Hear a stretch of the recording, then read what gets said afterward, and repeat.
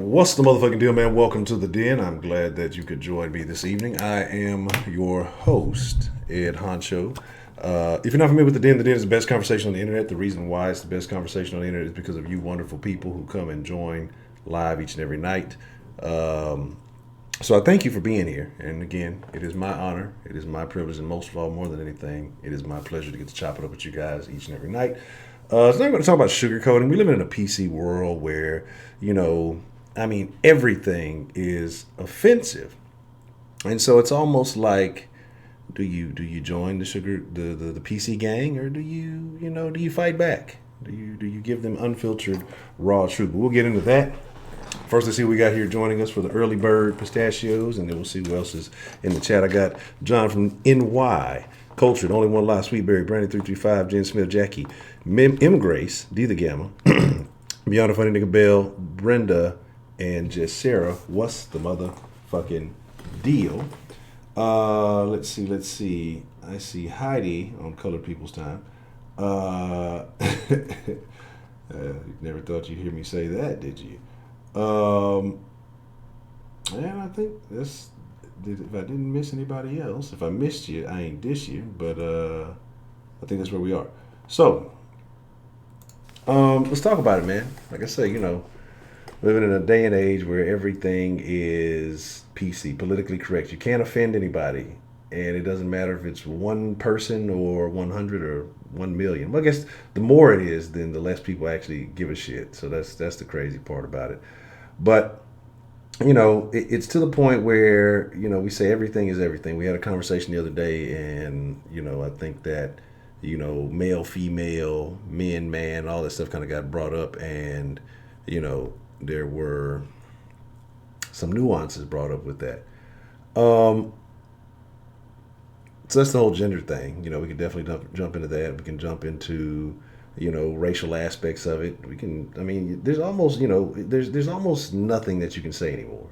And again, it's extremely soft when it comes to the whole gender identity thing. I think there are people who have strongholds on both sides of the argument, or people who stand firm on both sides of the argument. I won't say that their arguments are strong, but it's very interesting. It's peculiar.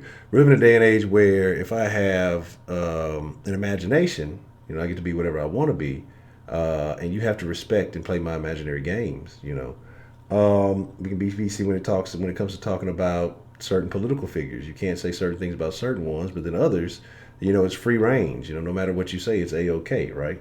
So, K Grace, what's the motherfucking deal? So my thing is like, at what point do you say, okay, enough is enough? I'm not going to play these games. I'm not going to get into the nonsense. Or again, like I said, do you say, well, everybody else is doing it, I guess out of politeness, since that's what people want to be called. We talk about the dead naming thing. And I know in certain places in the world, you get in a lot of trouble. And that's what I'm fearful of if certain people get in office, that this will become the game, right? I changed my name, so you got to call me such and such now. And if you don't, it's illegal, it's offensive, it's a hate crime. And again, I don't think it's hate. I just think I don't want to play your imaginary games. I stopped doing that when I was a kid. One time for Christmas, my uncle bought me a Game Boy. I beat his ass. I was like, look, say my nigga, I don't play no motherfucking games. I don't play that shit. That's not a real story. Just bullshit with y'all. Don't take it literal. But Professor Trio, what's the motherfucking deal? So like I said, my thing is just that at what point does this stop? And I mean, you give a person an inch, they take a mile. And, if you start accepting some of these things, everything else starts getting a little bit crazier. I mean, look at Twitter and some of their rules. Like, they basically allow pedophiles on Twitter. You can say that you have affection for children and weird things of that nature. And there's certain artistic imagery of children that's being allowed on Twitter. And it's frankly disgusting. But, they suppress a lot of this other stuff if it's, right wing or conservative or things like that, shadow banning and all these things. But you'll allow something like that. So that tells you kind of the direction that the country is headed. And I think these things kind of impact the mentality of people, because when you suppress one side of the argument, a lot of people in this country don't think for themselves, and they figure, well, everybody else is doing it, I guess I got to do it too. And they start buying into the BS. Well, I guess it's okay. And the more and more you see of it, what was the word the other day? Desensitized. The more desensitized you become to it, and people start accepting it as a norm. And that's where I think that sugarcoating, being sensitive to all everybody's issues it becomes a problem, because then once you stop saying, hey, this doesn't make any fucking sense. Once you remove shame out of the equation, once you remove, criticism out of the equation, it becomes acceptable. And then again, I think things start to deteriorate more so than they already have. And that's kind of where we're headed in this society. It seems like almost daily something else crazy is taking place. Did y'all see that thing too about, oh, this is fucking random, has absolutely nothing to do with what we're talking about. But did y'all see the thing that the Burger King burgers, the not meat burgers, but the Impossible Whoppers, like raising the levels of estrogen in people? So I guess for women that's okay, but you're eating these fucking fake meat burgers and you're getting all estrogened up. That has to be an issue, right? So, that's just kind of where it is. That's just kind of that. Something else happened that I wanted to talk about before we got into the phone line, and I fucking forgot. I probably should have wrote it down, and I did no such thing, and so shame on me for that.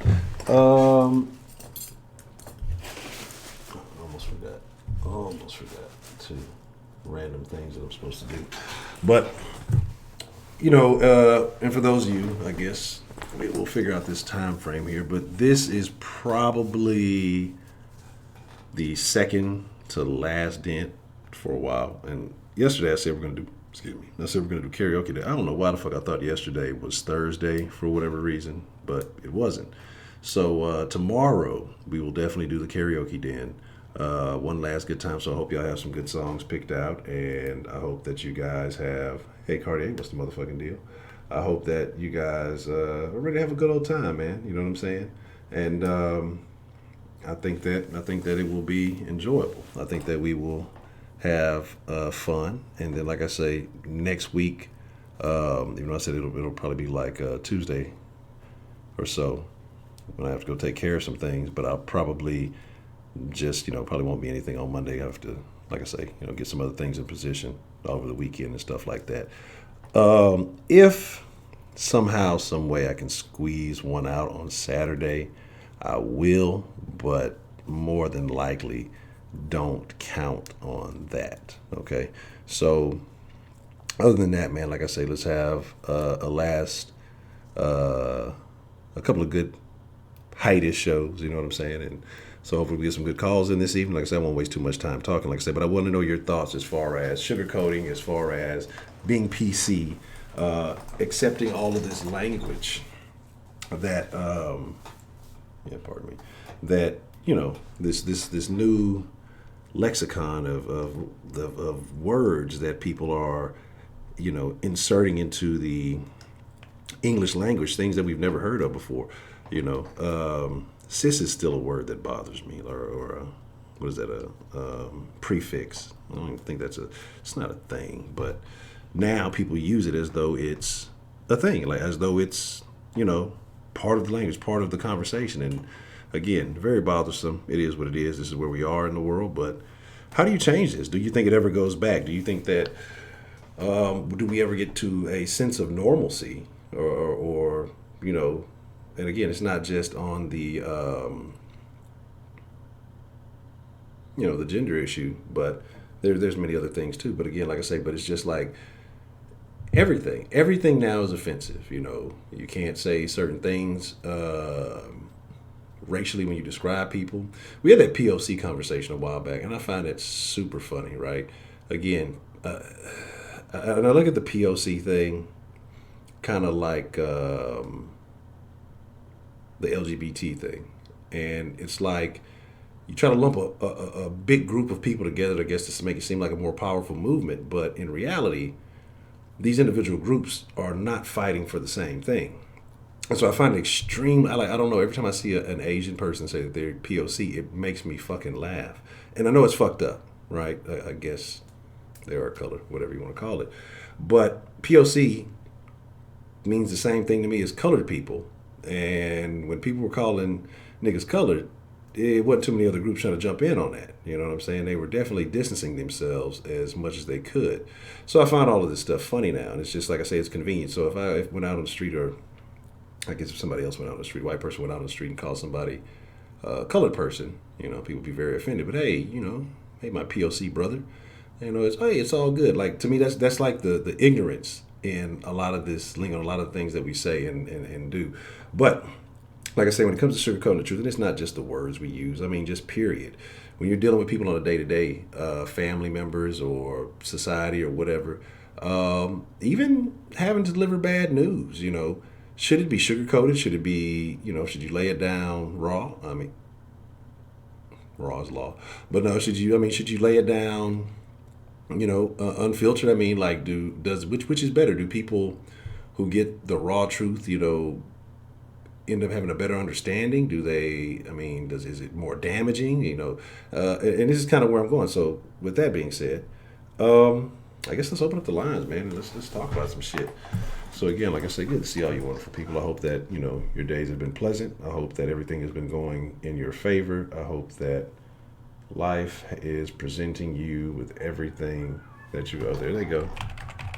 There they go. This is a nightly thing, man. I'm gonna try to get in on some of that action. Let's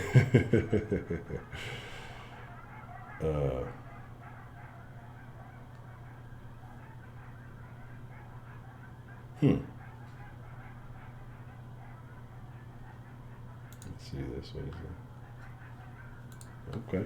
I'm gonna check that out. I just got a couple of voicemails I need to look into. Apparently, those dogs or animals or whatever it is, they might be fucking chupacabras for all I know. They definitely are getting it in nightly.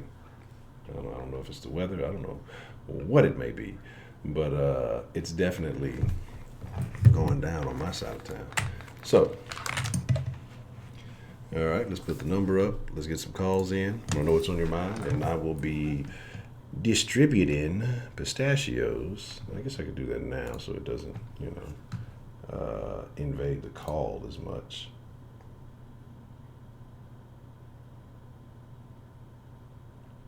Oh, African Americans are all from Africa. Oh, that's Harvard. Well, they're very smart people over there. Sometimes you can be too smart for your own good, huh? What's the motherfucking deal? What's the motherfucking deal, Miss Bell? How are you doing this evening? I guess it'd be better if I unmuted you, right? All right, there we go. Okay. I'm not sure how to take that, but I'll be all right. All right, yeah, you be good now. We good. So what's on your mind this evening, Miss Bell? How do you feel about, sugarcoating the truth? Should people be handled with kids' gloves, or should they be, given the full impact of the conversation? I'd like to say sugarcoating is not healthy. However, being so direct with somebody that it's damaging is not good either. There's got to be some sort of balance. I've been called PC, but what I'd like to think is that I'm generally try to be polite, and I think I think people are misconstrued on some levels. There's a lot of assumption today about where somebody's coming from or how they're saying it, because, like you said, people are so caught up in their feelings rather than just seeing what's there and not putting all the extra emotion. If you've completed that surgery, you're the opposite sex. There's not much in between that. If you haven't changed, then you're still the sex that you were when you were born. Now, you may feel that way, but that's your feelings. That's not what that's not what we see on the outside. That's not what's presented to the world unless you're going in some sort of drag. Okay. And, well, I'm not sugarcoating it. And I have no problem with somebody being gay. I have no problem with somebody being straight. I have a problem with over-sexualizing it and putting it out there when it's not everybody's fucking business. Is that politically correct to say? Probably not. But politics has nothing to do with it. It's sexuality. That's personal. Keep it in the bedroom or keep it where it's supposed to be. As far as politics go, that's a whole nother ball of wax. Most of the politicians are fucking idiots. Word. I agree with that. And most of the time they try to go with as much of their own agenda as they do their constituents. And more often than not, their agenda is followed less than the constituents. Correct. I'm not saying they're bad people. I'm just saying that there's a lot of privilege up in that upper echelon, and it has nothing to do with color. It has to do with money. I agree. Yeah, that's the color of the money, green or blue. That's the green privilege. Let's put it out there. That's the green fucking privilege. And the brown privilege is the fact that most of us are dirt poor. Well, maybe not quite, but you get the point. Okay. And so I don't know how to be any more honest than that. I don't hate anybody, and if I'm being polite, it's because I would like to maybe prevent somebody from feeling hurt where they don't have to. But that doesn't prevent me from saying the shit that I want to. I just choose to shut my mouth because I don't want to hurt somebody else. And I don't necessarily consider that sugarcoating. Okay. So, and with the PC, it's almost like forced politeness. Do you think that's okay? And again, if you choose to, I think that's fine. If you choose to, hey, I'll be respectful of whatever you want to do, however you get down, that's fine. But with the PC, like I said, it's like they're forcing it. Do you think that that's something that should be made into law? Okay, this is the funny thing is I have gotten accused in the den so often of trying to be so fucking politically correct. and the thing is that as I see it from my side of the angle is that I'm just being polite about another culture that I don't know a lot about and not trying to step on toes and trying not to make mistakes. And as my daughter would say, sometimes you cancel that out by saying, hey, I understand it for being white. And it delineates the whole thing because I'm talking about it from another culture. And sometimes you can't be politically correct, but you don't want to be rude, so you fall into that, do we sugarcoat this shit, or we just tell it like it is and be fucking rude? And I'm kind of finding that that's sort of where I'm at with it. Yes. I think you just got to give it to them raw. Just look, fuck it. I think people appreciate it. Well, I won't say they would appreciate it more, but I think they respect more when you just look. I'm trying to figure something out. I don't necessarily understand. Look, this is my angle. If I'm wrong, hey, well, let me know. If not, it is what it is.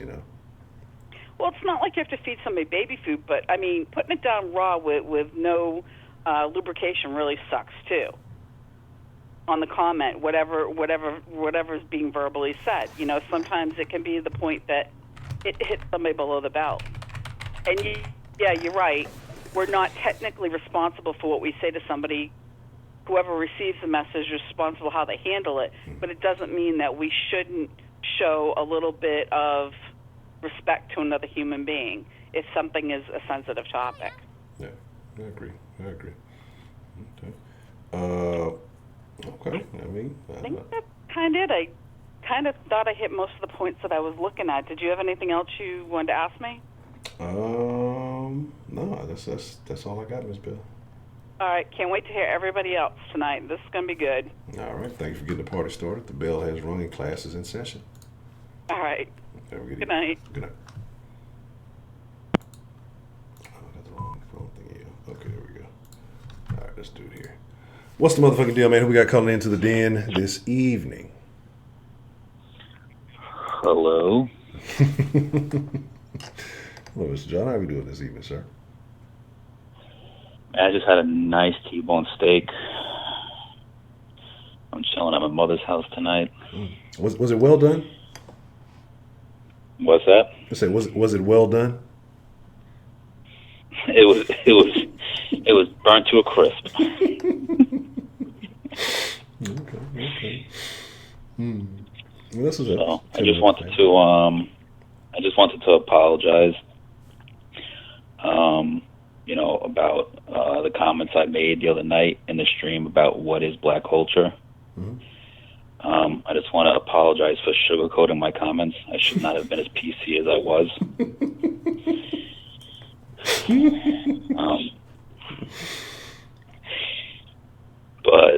Yeah, your topic tonight. Oh, first of all, how are you doing? I'm doing good, sir. Thank you for asking. All right. No problem. I'm working on that thing that thing we're talking about. I'm working on it. Okay, I appreciate that. What'd you call it? So yeah, sugarcoating. I've never been one to sugarcoat. I feel that you give too many people a way out when you sugarcoat things. You give them an excuse to pretend like they didn't get the point you were trying to make to them. I feel that you should just be straight to the point. There should be no room for anything getting lost in translation.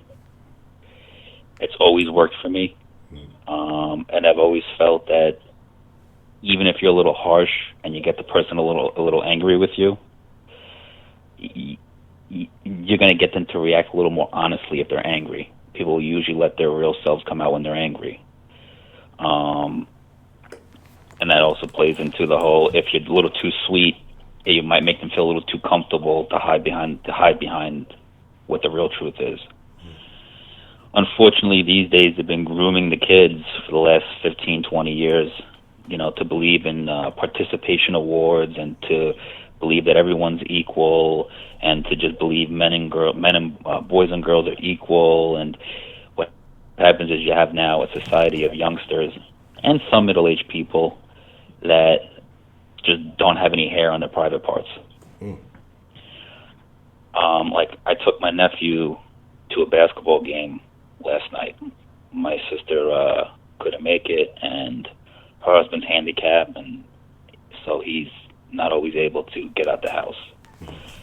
So I took him to the basketball game. While we're driving there, one funny thing was, he goes, "Oh, you know what today is?" I go, "What?" He goes, It's Martin Cruthing King's birthday." And I'm like, "Who?" So he's like, Martin Cruthing King. It's his birthday today. And I'm like, "Oh, Martin Luther King." I said, "Okay." I said, "What do you know about him?" He's like, "It's his birthday." He's like, "It's his birthday today." And I'm like, "Yeah, but what about him?" He goes, "I don't know, man. Ask my teachers." But to answer Jen Smith, I'm 40 years old. So I took him to the basketball game, and on the way there, I'm like, "Oh my, this is practice or a game?" He's like, "Oh, it's a game." I was like, "Cool." I'm like, "So you're ready to win?" I'm like, "You're gonna score some points, some assists, and you're gonna win?" And he's like, "Well, it doesn't really matter if we win because we're gonna get an award whether we win or lose." And I was like, "Wait, keep in mind, he's 7 years old." I said, "Wait, so you're getting a participation award regardless of whether you win or lose?" He's like, "Yeah." I'm like, No, that's not how we're fucking doing it around here." I'm like, "You're gonna go in there tonight." Yeah, I talked to my nephew and my niece like they're adults. I'm like, "You're gonna go in there tonight and you're gonna play your butt off and you're gonna score and you're gonna win." Correct. I said, "I'm gonna be there. I'm not your mom." I said, "I will yell at you across the court and I will tell you to get off your ass and play harder." So he's like, "All right." He goes, "I'm gonna try and win tonight," and they won. They won 5-2. A blowout. Oh man, these guys travel more than LeBron James. It was insane. It was hysterical though. My nephew went to go pass the ball. This kid's right under the basket, wide open, and my nephew gives him a good chest pass and bam, hits the kid right in the fucking lip. But the whole thing is like, he went in there. Yes, he travels more than James Harden. So he went in there with the whole. So he went in there, thinking that it was okay to lose, like it's going to be the same. And I was like, no, that's not how it works. When you get older and you go in for a job, there's people competing. They hope you lose and they get the job. I was having a little pep talk with him about, you got to go in to win. It's okay if you lose, it happens, but you shouldn't aim to lose and you shouldn't aim to be equal. You should always aim to be better and to win. Correct. So he was like, all right, Uncle. He's like, all right, I'm going to do it. So that little pep talk helped him. He had like 4 assists. Okay. Yeah, But that PC thing, 'cause they used to kill me too with the little one when she was playing soccer, man. Like, there was the league she was in. It was kind of like you win an award, at the end, but then it's like they did actually kind of have, the who won the most games and all that other stuff. But it used to frustrate the shit out of me because they didn't really keep score. I'm like, fuck it, I'm keeping score. And I would tell her and treat her just like, look, hey, that shit wasn't good enough for y'all to get y'all asses blown out. It's like you know the feeling of losing because you can tell who scored. If they fucking score 10 goals on your ass, y'all ain't score shit. It's not a good feeling. So they know whether or not they're winning or losing. So that's why I hate the whole participation thing because you're just trying to disguise it as something that is really not. yeah, and I mean, and that plays a role into when they get older, being not being able to handle the truth, or someone getting in your face and just telling you how it is. I mean, my the instructor when I was at the school, told one of the students, I was like, this blah blah blah blah blah, and he was real stern about it. And he, the student goes, you can't talk to me like that. And I was like, what? I'm like. Then the kid told me afterwards, like, oh yeah, like I don't like the instructor because he doesn't really he criticizes me. He doesn't talk with me, and I'm like, dude, because he's told you the same thing 4 times and you don't listen. I was like, he told you how to do it the first time, you fucked it up. The second time you went and you did the same damn thing. I said, how many times does he have to tell you nicely before he gets to the point that you're a fucking retard who doesn't listen? And even though he did it wrong 4 times in a row, and the teacher took the time out of his day to show him 4 fucking times, he was like, oh, you can't talk to me like that. So I can't talk to you like that, but you could be a fucking retard and waste everybody else's time. Right. That's perfectly fine. That's perfectly fine. Waste my fucking time, but if I say 3 fucking words to you that are mean, all of a sudden the world has to come to an end and you want everybody fired. Correct. It's just like with the transgender person that was in my class. It was a man that was transforming into a woman. Oh, one of the new kids came in and by accident, said called him. Well, I guess maybe appropriately, but according to the eyes of the transgender, accidentally called him a him. Mm-hmm. And he was like, and he was telling us when the tranny wasn't around.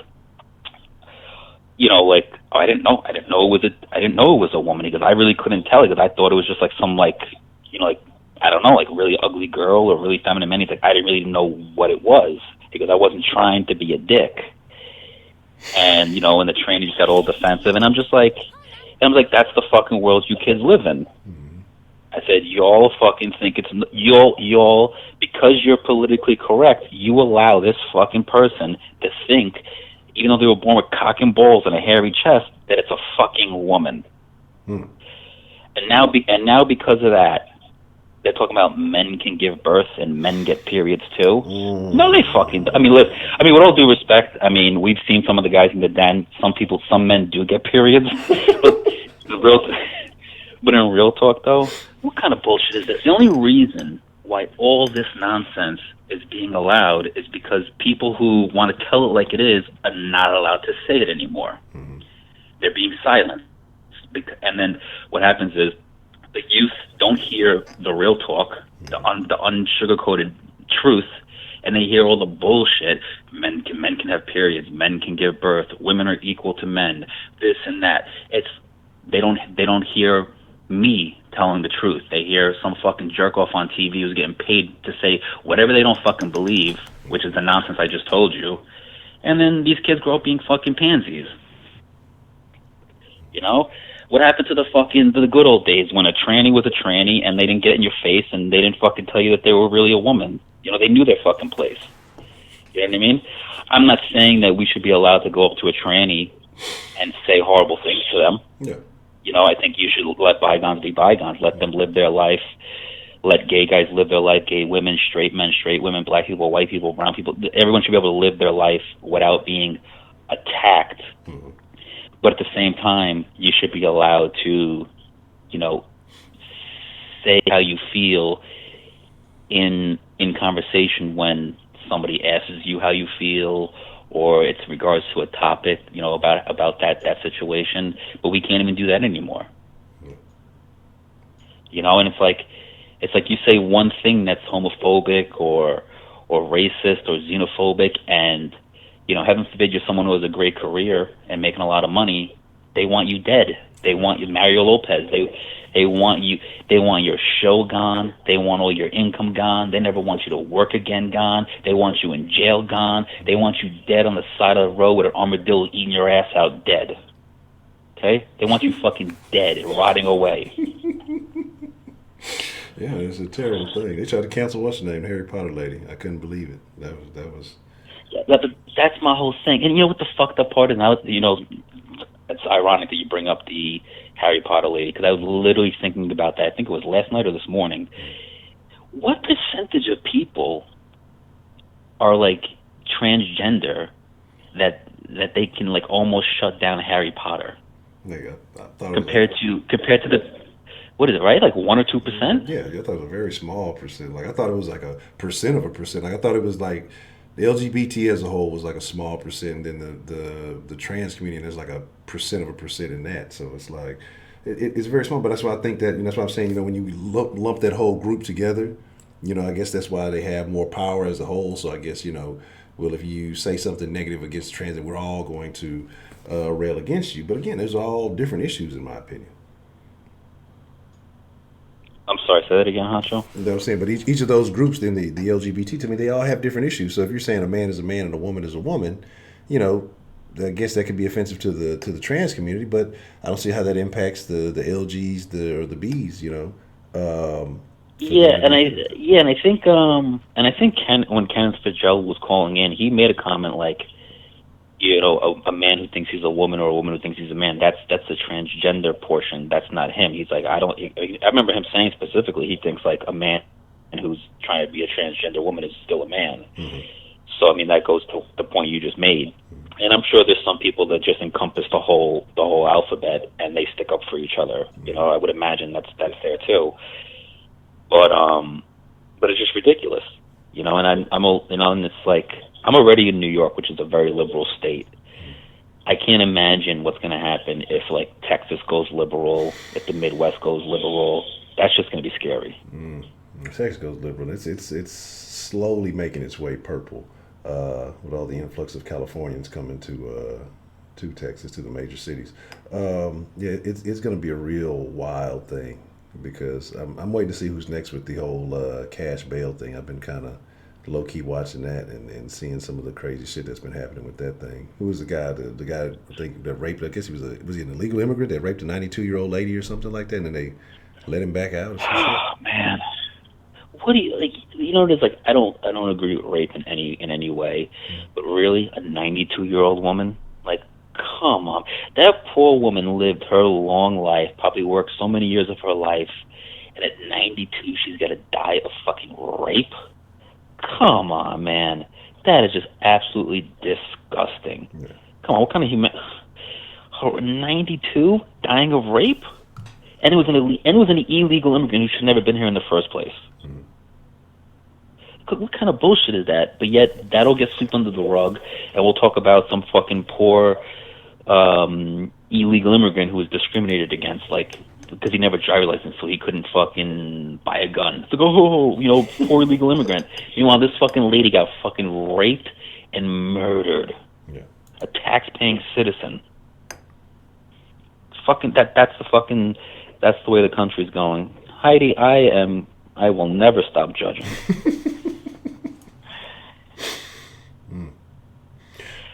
But what else you got, Honcho?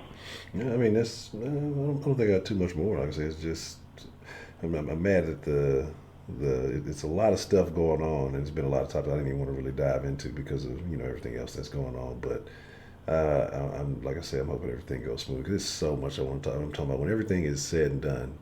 We're definitely gonna turn this whole thing up a notch, because like I said, there's no sugarcoating in the den.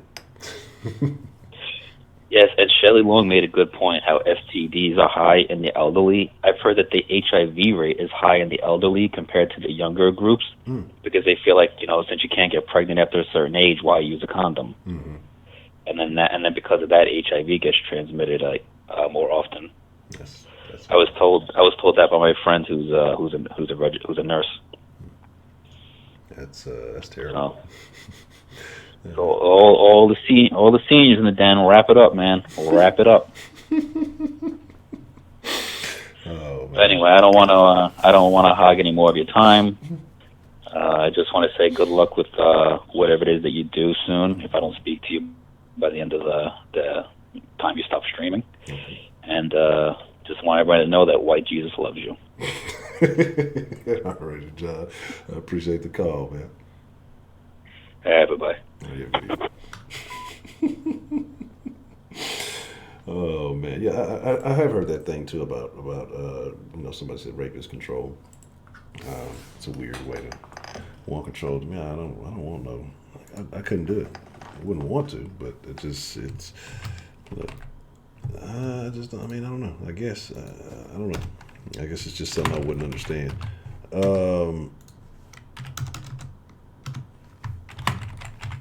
Let's get some of these pistachios given out while I'm doing it. So I know y'all say that the clickety clacking is high over the call, so I'm trying to keep that in mind. And I guess it's actually give only some pistachios, right? But my thing is, I'm gonna take control, period. But I mean, some willing control here.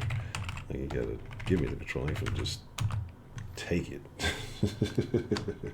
That's a terrible, terrible thing.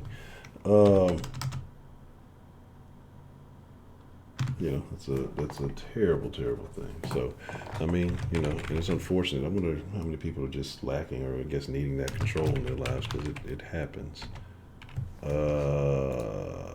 What's the motherfucking deal? Who do we have calling in to the den this evening? Hey, it's your favorite moderator. Hello, Miss Rashida. How are you doing this evening? I'm doing wonderful. I'm glad you said it's Rashida and you didn't say another name. I would have been very upset. What? So I didn't want to sugarcoat it. Okay. But hi, what's on your mind this evening, Miss Rashida? I just think everybody's just too damn sensitive. I mean, gotta keep changing words, making up new words. People, like, it's just too much. Do you think that it will ever change, or you think that it's only going to get worse? It's gonna get worse before it get better.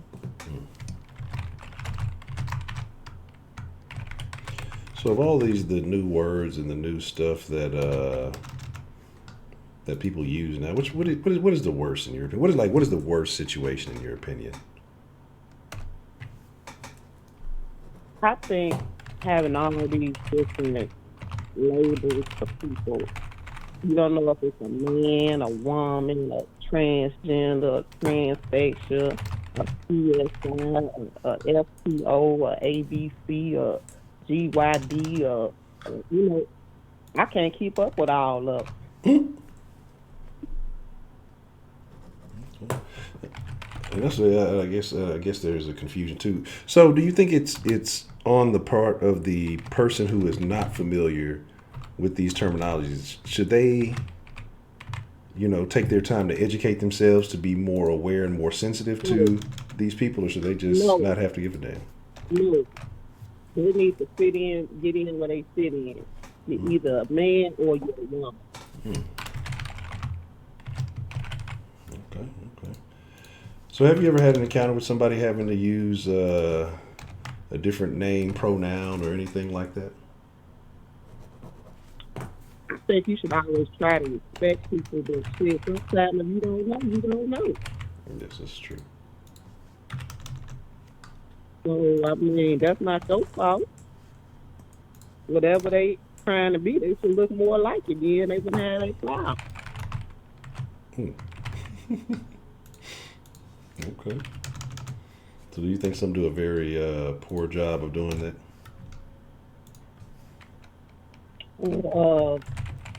Obviously, if somebody can't tell what you want, then yeah, you ain't doing as good as you could. So do you agree with what Miss Bell said, that if they go all the way in and they get the parts removed, attached, and all those other things, should they then be allowed to be called by the name in which they request? So if they go all the way in, instead of just saying, "Oh, well, I'm this or I'm that," but they actually perform the work that goes with it, should you then call them that? I think you should call the person whatever they want you to call them. Okay.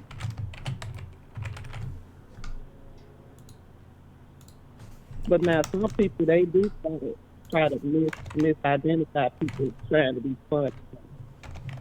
Because you know clearly he's trying to be a she and you come call him a he. Mm. Okay. So, but I mean, like I get what you said, but what if you can't tell? And again, it's a lot of sketchy stuff Right. because I don't know. Like I say, it's just. Dollar bills, But y'all. then you have some of them that don't mind whether you call them a he or she. So, Hold on, let me see what's going on here. Did I not put this in the right spot? Because it looks like Chad's acting bad. Appreciate your love, 335. But what if you like say you don't and agree? then you have fat people. They don't want to be called fat, but they fat. Mm, If you fat, you fat. Like my brother, he's fat, mm, and I call him fat ass all the time, and he called me fat ass. So it is what it is. I don't get upset. I'm fat ass. He a fat ass. So mm. So my thing is like, with all the crazy names and being sensitive and all of these things, do you think people take information better when you are raw and uncut with them, or when you try to give it to them softly? I think like when you say it in a joking way rather than when you being harsh with it. Hmm. Like you could say the same thing, you know, two different ways. Like you could say, well, I really wouldn't eat that um, extra cheeseburger if I was you because you look like you gained some weight. But then again, you can say, cheeseburgers aren't so good for Coulter you. donated You know, $1. why don't Stop. you try a Flop. salad? Flip around, Something like open that. up shop. Oh, no. Even though That's you how pretty cattle much fish saying the riders same roll. thing, that person might be more offended if you call them a fat ass. Like put that cheeseburger down with your fat ass Mm, instead of saying mm, that's not healthy. It's oxygen. mm. You know what I'm saying? Yeah, I get it. Yeah, I mean, but do you think that it would get the desired result? Because if you said, hey, maybe you shouldn't eat that, it's not. It doesn't have that impact to it. But if you say, hey, put that cheeseburger down, fat ass, it kind of has that shock factor to it. Like, do you think that? I mean, which one? I mean, again, like, say you can be polite about it, but do you think they would really stop him if you just kind of say, oh, you probably shouldn't eat that? Well, you probably should shut the fuck up and eat what I want to. But then if you Right, say, exactly. See, it depends on the person. Cause right, you get the wrong person, they gonna smack shit at you and finish eating they burger. mm, So I mean, it really, I get smacked with the burger. God it damn. really right. It really just depends, on how that person receives information. You know what I'm saying? You have to know that person and how they take things. But some people you can talk to them like that, like in a rough way, Mm, and it's on foot for them. And some people you talk to like that, they might cry. mm, Oh, Honcho called me a fat ass. Like okay. So it's all subjective. okay. I can agree with that. Again, it definitely depends on the person that you deal with. And I think that's part of the problem, too, because you have, you know, so many individuals, and depending on whatever it is that you may be talking about, some people don't give a shit about it, some people do. And so, Right. again, like if you're not a part of certain groups or communities or, in certain locations, Mm-hmm. areas, or demographics, or, age range, whatever however you want to look at it, certain things are not going to be, they're going to have the same impact, so I get it. And It's the same thing. like with raising kids. Some of you need to, use that tough love and put that belt on their ass. And then some of them you could never spank them a day in their life, and they're gonna walk a straight and narrow. Hmm. And then some of them you could beat the hell out of them, and they still gonna act up. Correct. So it's, So I don't know. You just really have to kind of find out what works. Yeah, I think Because so. it's the same thing with trainers that's trying to get people to lose weight. They're not gonna have the same program for everybody. Correct. But some of them gonna need to stay on their ass more, and some of them they can work more independently without all the checking up on them and this and that. So Have you seen the video of the trainer walking into, like, I think it was like a donut shop or something, and a dude that he had just trained, he talking about he followed him, and he kicks the fucking donuts out of his hand. That shit is the funniest shit in the world, because he walking in this bitch with no shirt on, he all swole, his mother, he all diesel and everything, and it's like the kick is the funniest shit I've ever seen, because he has like a fucking plate or a tray or whatever. He just, the way he kicks this motherfucker, like, hi-ya! And just kick the shit out. And then the person behind the counter, their face was what makes it fucking classic. Because they just like, what the fuck? And so then he get on his ass, like, man, we just came from working out. That's why your ass can't lose no fucking weight, yada, yada, yada, et cetera, et cetera. But that shit was fucking funny, man. I wonder did he continue working out with him. You would hope so. I mean, shit, the man obviously, got your best interest in mind, because my thing is, honestly, if a trainer ain't give a shit, he would let you keep fucking up. And I mean, if you're going to still keep paying him, what does he give a fuck? But if he really got, But some people can't take that kind of stuff. They would have got rid of him and found them a nicer trainer. Yeah, some people are But like that. some people need stuff like that. So, Yeah. So it was like, it was funny. I wonder, I mean, ain't no telling, because he looked like his feelings was hurt once the fucking track got kicked. He looked like he lost his best friend and shit. Wow. At least he should have been paying attention and looking around, you know what I'm saying? And you don't go to no donut shop that close to where you just worked out in. Like, you shouldn't go to the donut shop, period, after you just worked. Like, you should feel something like, I worked out, I put in work today. I don't want to blow this by eating one funky ass donut. It's going to ruin my whole fucking workout.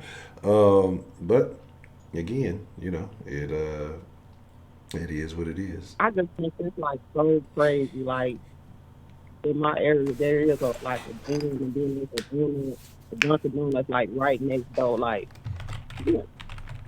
what kind of sense does this make? Yeah. And just Sarah saying about the Planet Fitness that has pizza on front. Planet Fitness is a crazy place to me. Because you can't make noise while you're lifting weights, and if people get offended, because I saw a story, it was about a chick. She was an older black lady. She was like in her 50s or something like that, but she was in damn good shape. She looked good, and I forgot what kind of shirt she was wearing. I don't know if she wore like what do they call them, tube tops. I think does the tube top still have a strap? The tube top is the one without the strap, right? Or does that have a strap on it? I don't know which is which. But what did you say now? But it was like a sports bra. It's the older. I can't remember if the tube top has the strap on it or it doesn't. But I don't know. My tube top doesn't have no straps to it. Okay, okay. So it's the like a sports bra. Yeah, like a sports bra kind of top thing that she had on going on. But it wasn't just like the bra. It actually, it was a little bit bigger than that. But I mean, it showed a little, I guess, midriff or whatever. And again, she be working out. She's an older lady. She's looking good. And the people basically complained about her and got her like kicked out of Planet Fitness. It's like, what? Huh? Because like, why? Because they felt offended. They felt like they would be like, Planet Fitness don't want anybody to feel uncomfortable working out and stuff like that. So, people were complaining because I guess they thought she looked too good. It made them uncomfortable. You know what I'm saying? So. She was fat shaming them because she not fat. Yeah, I guess that's what it is. So yeah, but I see all that stuff that they talk about. They be giving pizza and food and stuff, and it just seems like that's very counterintuitive to the process. But it is. That's crazy. That is crazy. But when you go to the gym, you expect to see people in shape. That's supposed to be your motivation. But some people feel offended because they aren't there yet. So they look at their body, they feel sad, and they probably realize how much work it takes to get there, and so they feel. Well, go to Chunky Monkeys then. Mm. Go to Chunky Monkeys where the fat people go. Oh man. Yeah, that's what I'm The saying. funny thing is, when you go to the gym, you don't never see no fat people in there. When I say it, I commend them, and because that's the thing, and I think people get like this, they assume. I think people do a lot of operating within their own head, and so they may think that, oh, I'm big, and people making fun of me and this and that. But I think more people are commending big people for going and knowing that, hey, look, I'm trying to get in shape. I'm trying to, either lose weight or I'm trying to put in the work. Like, to me, that's super respectable. Like, there's nothing wrong with that.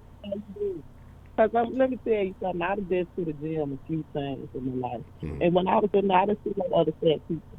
Mm. Just me and the other fat people I came with. These the only fat people there. But do you think that people they give up because they feel a certain way, or they may not be seeing the results they want? Like, do you think people are dedicated? Let me tell you something, Honcho. Some people weren't looking at my fat ass, and they weren't looking at the other fat people I was with. They was in there taking care of their business. The men and stuff, they was looking good. They go there pumping their little irons, and the ones that was doing they was on the treadmill, doing their little treadmill stuff, and I don't know the names of all the damn machines and stuff, but they was doing their little lift up stuff like shit, I don't know, shit. pull up balls. Yeah. Shit, and yeah. Oh shit. I didn't feel uncomfortable because what about paying attention to my fat ass? Shit. And then I was, with my mama, she would do nothing but go from machine to machine, sitting down on that. I said, you supposed to be, I said, you supposed to be using it. I said, that's why I asked you to fat. You just him walking around, sitting down. And then after, we had to go have some good lunch, so we done worked out and everything. Okay, what kind of lunch you had after that? None of your business. Mm. And it was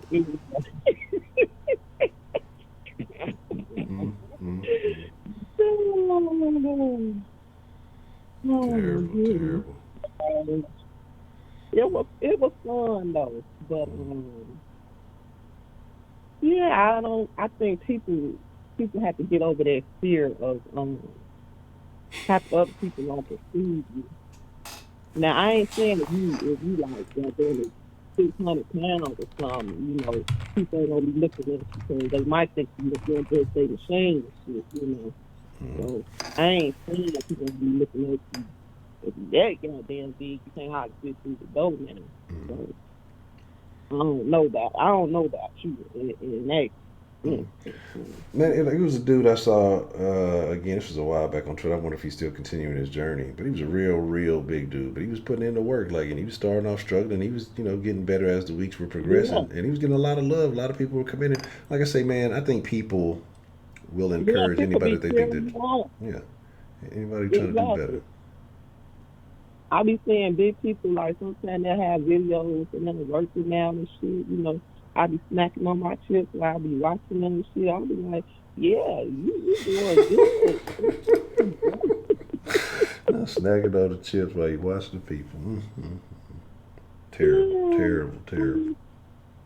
But like sometimes, like when you be in the middle of seeing fat people doing something and you be eating your food you ain't supposed to be eating, you be wanting to put it down, like damn.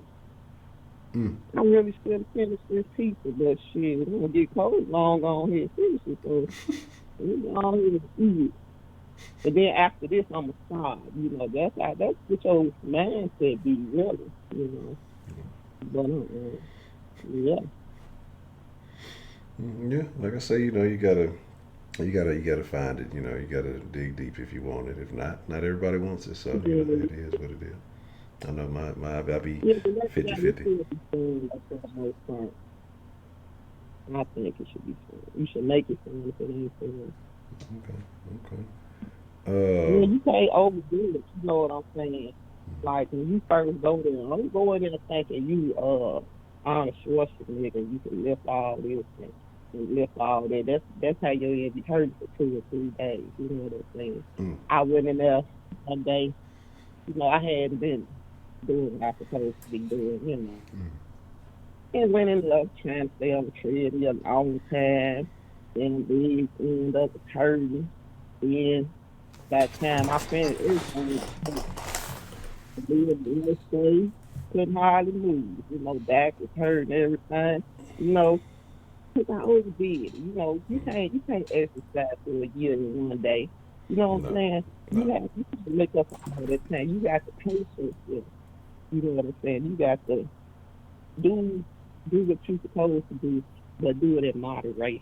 Don't Correct. go in there trying to think you're gonna do this and trying to impress people. You know, so you want people to think you even though you fat, you want people to think you got a little go to you. You know what I'm saying? You know, I stay on here for a minute.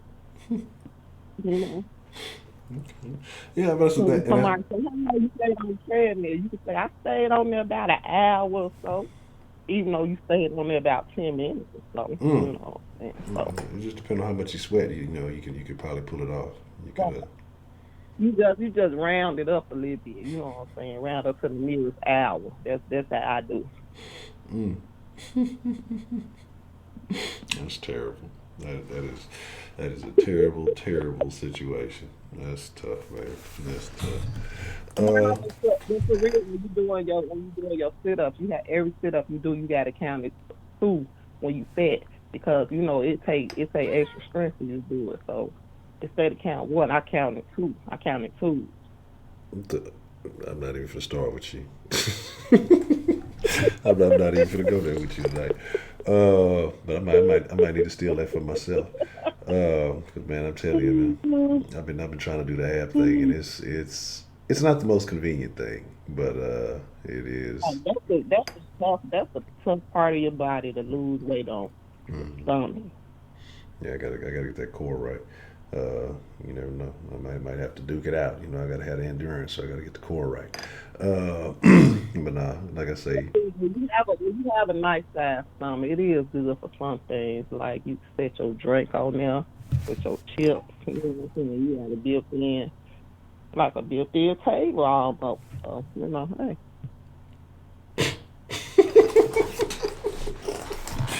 okay. But what if you got hot food? Mm-mm. Now you just an idiot if you do some shit like that.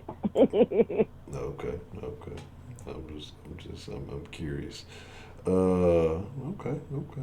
Did you see the video where the man put the chips on his stomach and then put the salsa? He put that in the middle where his belly button at. No, I don't think I need to Did watch that. you- Oh, well, yeah. Then he was dipping the chips in the salsa, and he had his little beer over there on the side. That sounds terrible. It was quite interesting.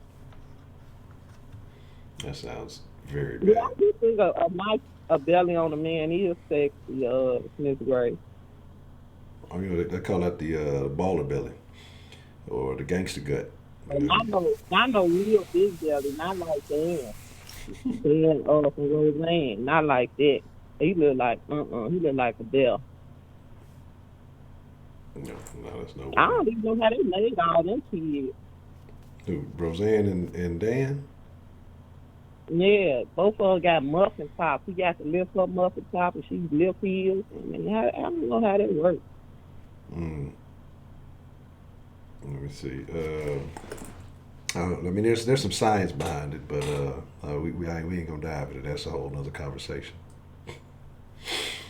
Um, Mm-hmm. yeah, I know you probably got somebody else on the line. I ain't trying to tie up too much time. Okay. Well, it's good to hear from you, Miss Rashid, and to share your thoughts on, sugarcoating, whether it's sugarcoating the words or sugarcoating snacks after gym. You know, I appreciate Just say the. what you feel. All this trying to be politically correct is for the birds. Say what's on your mind. And people like it, they like it. They don't like it, they don't like it. Over here. Shit. I agree. I agree. Cause you ain't gonna, you can't please all the people all the time. So Exactly. you just So you gotta. might as well just please yourself. You're the only person you can please. Correct. So forget it.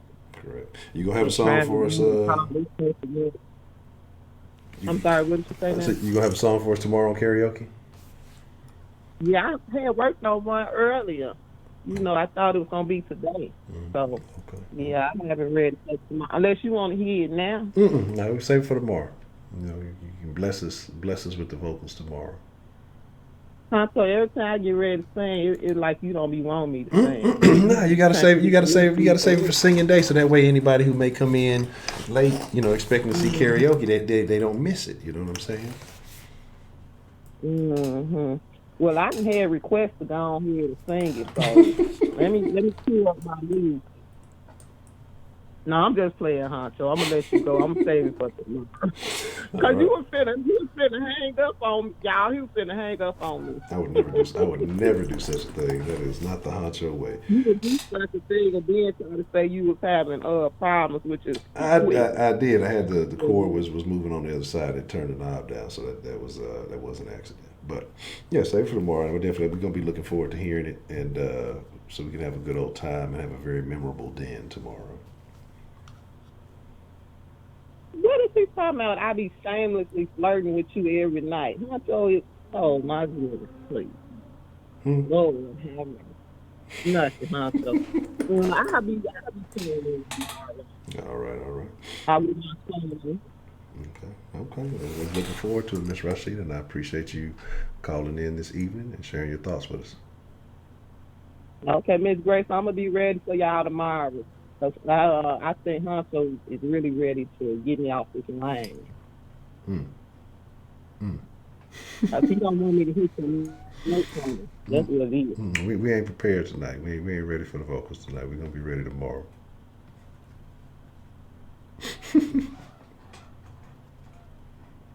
John, you want me to hit something right quick? Okay, here we go. Wrote a song about it. Like to hear it. Here it go.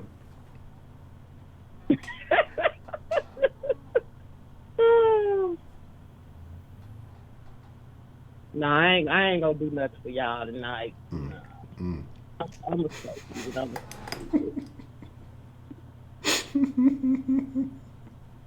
But you know what? It makes me feel good that so many people in the den love my singing. Because the people around here, they do not appreciate me at all. They appreciate my singing. I want to thank each and every one of you that really enjoys my song. I don't know if y'all try to beat y'all. I should tell y'all real feelings or that's y'all. I don't know. But anyway. And that's it, Honcho. Okay. All right, Miss Rashida. Thank you to the den people. I appreciate you. And good night. That's it. Y'all did that. What's so funny, Honcho? No,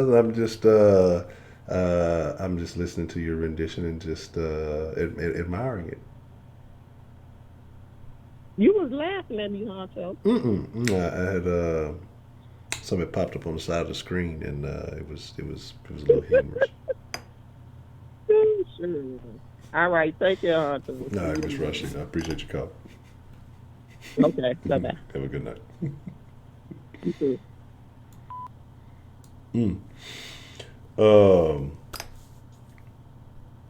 Wonderful. I'm looking forward to tomorrow night. I really am. Like I said, we'll see how we make it shake. I don't know if we're going to extend it in or not, but you know, we will make it shake. And I guess I got to get the mixer crew some love sometime before the hiatus. What's the motherfucking deal, man? Who got called into the den this evening? It's your boy Roman. Roman, what's the motherfucking deal, Roman? What's on your mind there, man? Oh man, I'm being honest with you. I just called in. I don't even know what we talking about. Terrible. We're talking about sugarcoating the truth, man? Should you be honest and frank with people, or should you, handle people softly when you're, speaking with them? Okay, before I start this, Honcho, I swear to God, I've been telling you this for a while, and you need to do it. You need an interesting shirt. Just a shirt that just says interesting. You say interesting a lot, and you need it. All right. When we come back, we'll have the interesting shirt. It'll be in the game. Yeah, it got me in the game. But let me get into being serious here. Sometimes, Honcho, I'm yes and no on this situation because sometimes it matters on people's age, and I think mental health and mental like the mental state. Mm-hmm. You get what I mean? I think when it comes to a child, you know, sometimes the truth hurts more for a child than it does an adult, and at times you have to, if you do want to tell them the truth and just be, not sugarcoat something, you have to tell them in a different manner because their emotions and the way they comprehend things is not on an adult level. So I would say to somebody like a child, if you do want to not sugarcoat, you say it in a different way to not hurt their feelings or not to make them feel a certain type of way, And then I think even, in my opinion, that sometimes even goes for older people sometimes because sometimes you when you think about it, Honcho, you are a child, adult, and then you're a child again because when you get older, when you really think about it, especially a lot of older people, you have to be taken care of again, really.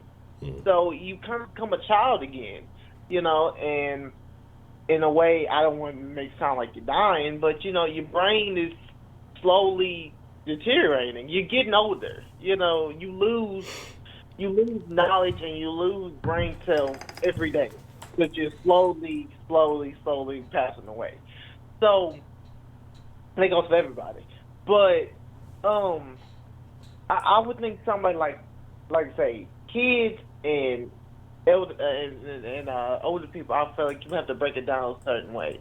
But it matters on the person sometimes. Some people can take it, But I feel like when it gets to adults and in the right range, I know it matters on the topic, but sometimes it's best to, in my opinion, it's best to be truth and just be truthful about saying something because what truth is going to help in the long run. Because when you make one lie, you're gonna have to keep up that lie to cover up that lie to cover up another lie, and it's just gonna it's gonna get to a point where it's going to eventually bust. Okay, it's like this fat balloon that you put all this water in it and you keep poking it's just going to bust. It's that as the more you sugarcoat it, is the more you're breaking down that person's emotions are, the way they're going to think about that topic. You're thinking you're helping that person by, let me shelter them and, let me not break down this sense of knowledge that might hurt them in the long run. And like I said, it could be, I'm not saying one certain topic, I'm saying multiple minor topics that it could break them down, but sometimes it's best to just tell them the truth now than holding it on for years, breaking them even more. Like, I'll say a good example, Honcho. I think a child that's adopted, right? In my opinion, it's best to tell that child that you adopted when you're younger. Because don't just automatically say you're adopted. Like I say, when I just said that, when it comes to kids, you break it down in a different way. And you explain to them that they're just as equal as, other kids or their brothers and sisters. It's just a little different. For them, they can start to grow on that and realize, what, yes, I'm adopted, but I'm still the same. Than telling them 10 years later, and they hurt, they're distraught, they've been lied to. And they feel like that. Sometimes you feel like, why you didn't tell me, or was I less than? Another good example is kind of like it kind of happened like when I was watching this thing, and it was basically like Find Your Roots on PBS, right? and they do different things. So they did one episode on LL Cool J, so breaking down his family history and all that, and it's figuring out that his mom parents, both of them wasn't even his parents. They were basically that was his adopted grandparents. That was her adopted parents. She was adopted, but they're long gone. She's 70-something years old. Just find that out, you know. The episode's old now, but she found that out years later after they'd gone and passed away, and it didn't hurt her, but it's like, damn, I'm starting to figure this out now.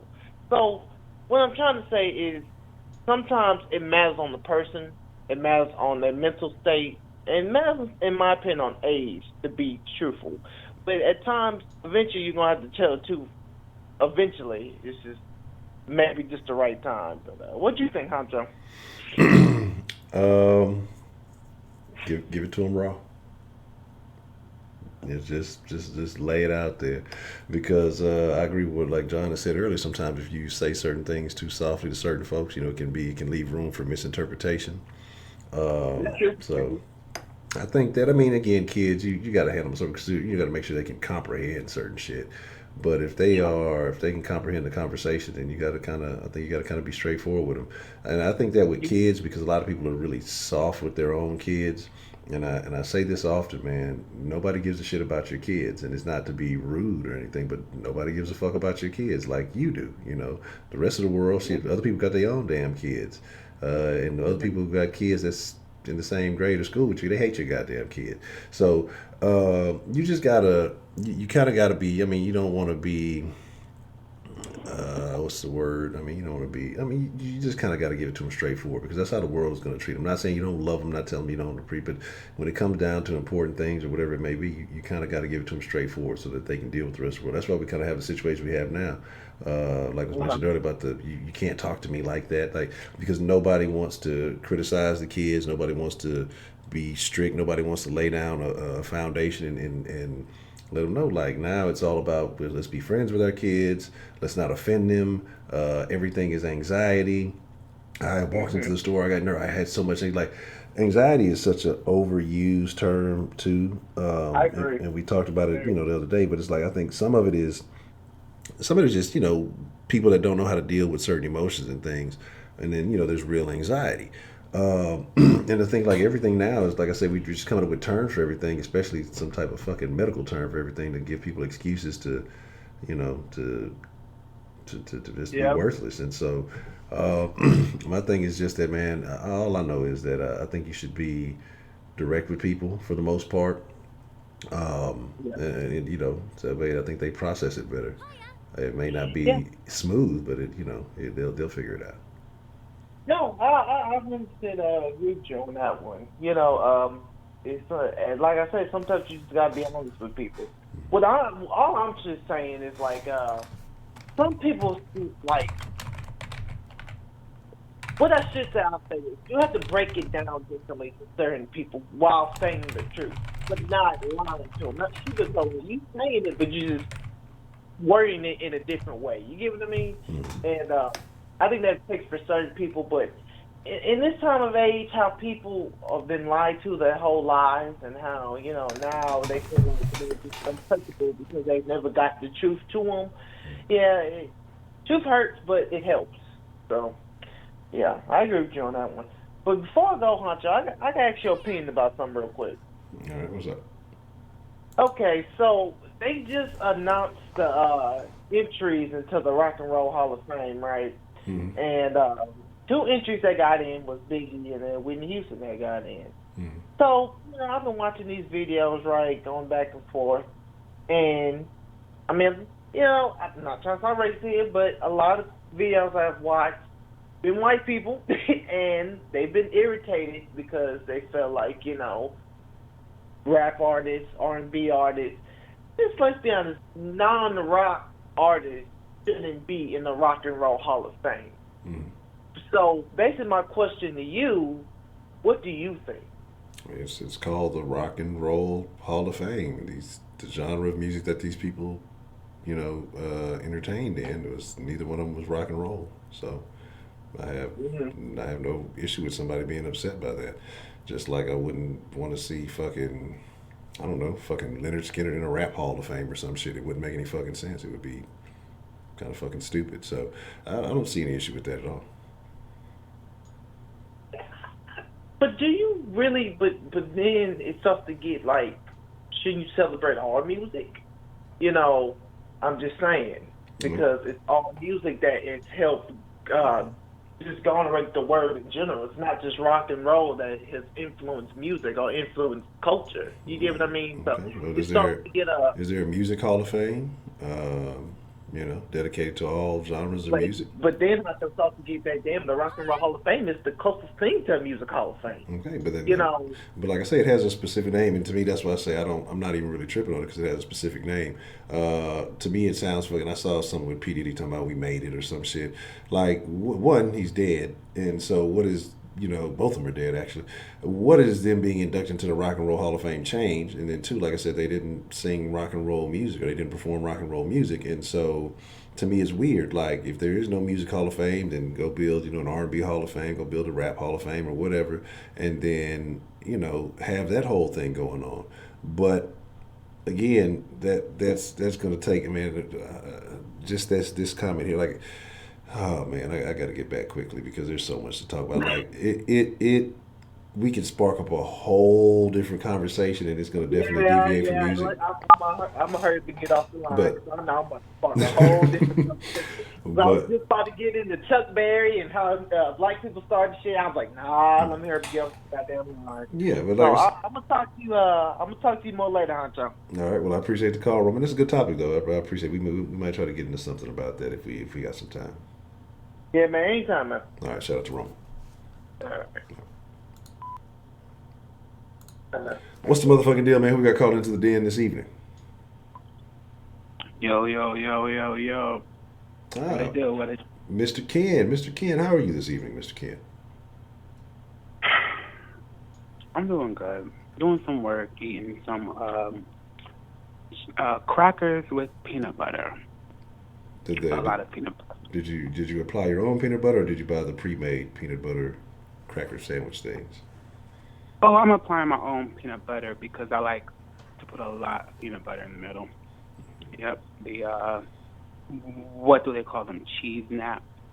What's the country way we used to call those things? They're they're basic. I have to do it up, a bit. But how you feeling today, Mr. HHIC? I'm feeling excellent. I'm feeling good, and had a pretty productive day, I would say. So, like I say, just looking forward to taking care of some things and making some transitions in life, and so I'm in a very good place. That's good. You took the word right out of my mouth. Productive. Oh, I'm also drinking a Michael Kors. I call them Michael Kors. Coors Light. But yeah, I'm glad that you had a productive day. Production, even though it tires our body, it really makes us feel good when we lay our head down at night. Yes. I think that's when you get your best rest. Right. And you have a little bit more peace, I believe. But I have a couple of things to discuss, man. Okay. Let's talk about it.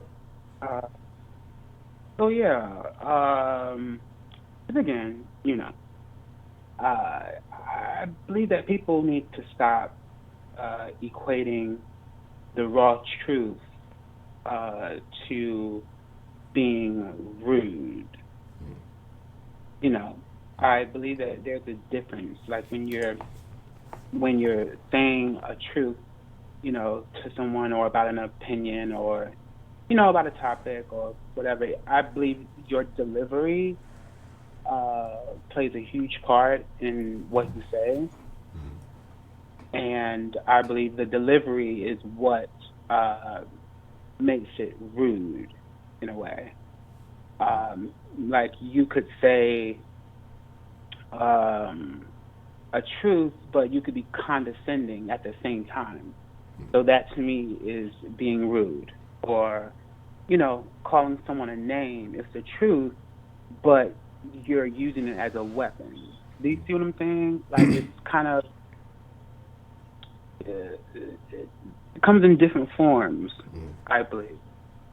And yeah, I mean, I just believe that like we love a lie as people, especially people here in the U.S. of A. Like, nobody wants the truth. You know, people say, especially like people that I've come up with, black people, oh, I'm real. That's like a nationwide black people phrase. I'm real. I like being real. Real. As if that's like, a commodity, or, you can, that's something of value. Being real. To me, like, what is being real? Correct. And is, I mean, I just believe that sugarcoating the truth to me is a nationwide thing. It runs across all races here in the U.S. When you look at couples, they lie to each other every day. Mm. Every day. Married couples. It's just a big fat lie. Many of them lie on the reasons of why they even got married from the beginning. Mm. The reason is because, you come from a spiritual family and you don't want to be the whore. So let me get married while I'm 2 months pregnant, so I won't have this bastard child. That's the reason. It's not because of love. The reason is because you love the idea of marriage, the idea, not the person, the idea of it, you know. And like, to me, like, women love a lie. To me, women love a lie more than men.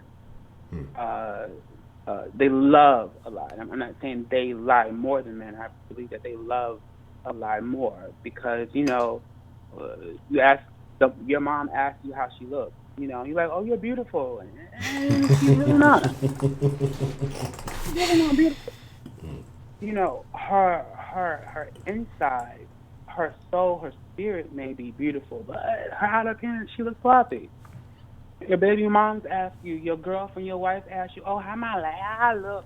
You look like a clown with makeup on in a hat. That's how you look. Oh, I don't look fat, do I? No, baby, you don't look fat. You're a little, just a little. It's sugarcoating. So to me, like, it's all bullshit to me. When people say, "Oh, I want to hear the truth," you're bullshitting yourself. It's big fat lie. There was this woman I was watching on YouTube, and she was giving a review about the Housewives of Atlanta, and she was saying, like, Nene looks like a big moose. And then she said, so I know, oh no, she said, Mimi looks like a big moose, so she can't be hating on Kenya. And then after that, she said, now y'all Nene fans, don't come for me talking about my appearance, because I know I look cute. I know I look good, and I'm just got like a little fluff to me. No, ho, you look crazy. You look big as fuck. Do you see what I'm saying? Like, you lie to yourself to bring about a sense of peace, but it only lasts for the moment until you introduce yourself to another lie. You look horrible. And in the same breath, you're calling someone else a big moose. You look like baby moose. You look like baby Bob. You look crazy. But when someone says that to her, oh, I know you're not so, oh, I'm offended, that means, but if that person said, oh, you look like Vivica Fox's daughter. You look like you could be a daughter of Beyonce. Oh, really? Thank you. I know. I just got a little fluff. Bitch, you lying. The lie is more entertaining than the truth. The lie brings about more peace than the truth. So, I mean, people can handle it. Like, when you talk about racism and slavery and oppression in a group of white people, they get red in the face. They don't want to discuss it. They can't handle it. Oh, that's a lie. That's a lie. It's not. It's not. You can't even handle the truth about that. That are facts. Here we are talking about 3 women on Gayle King talking about Russell Simmons and how they raped him. One woman said, I was downstairs and he called me up and said he called a cab. So instead of waiting outside, I went up to his apartment to wait for the cab. When he opened the door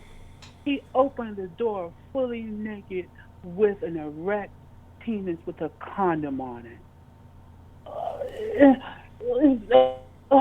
So you went in? You went into a apartment with a dude who's naked with a condom on, who's erect.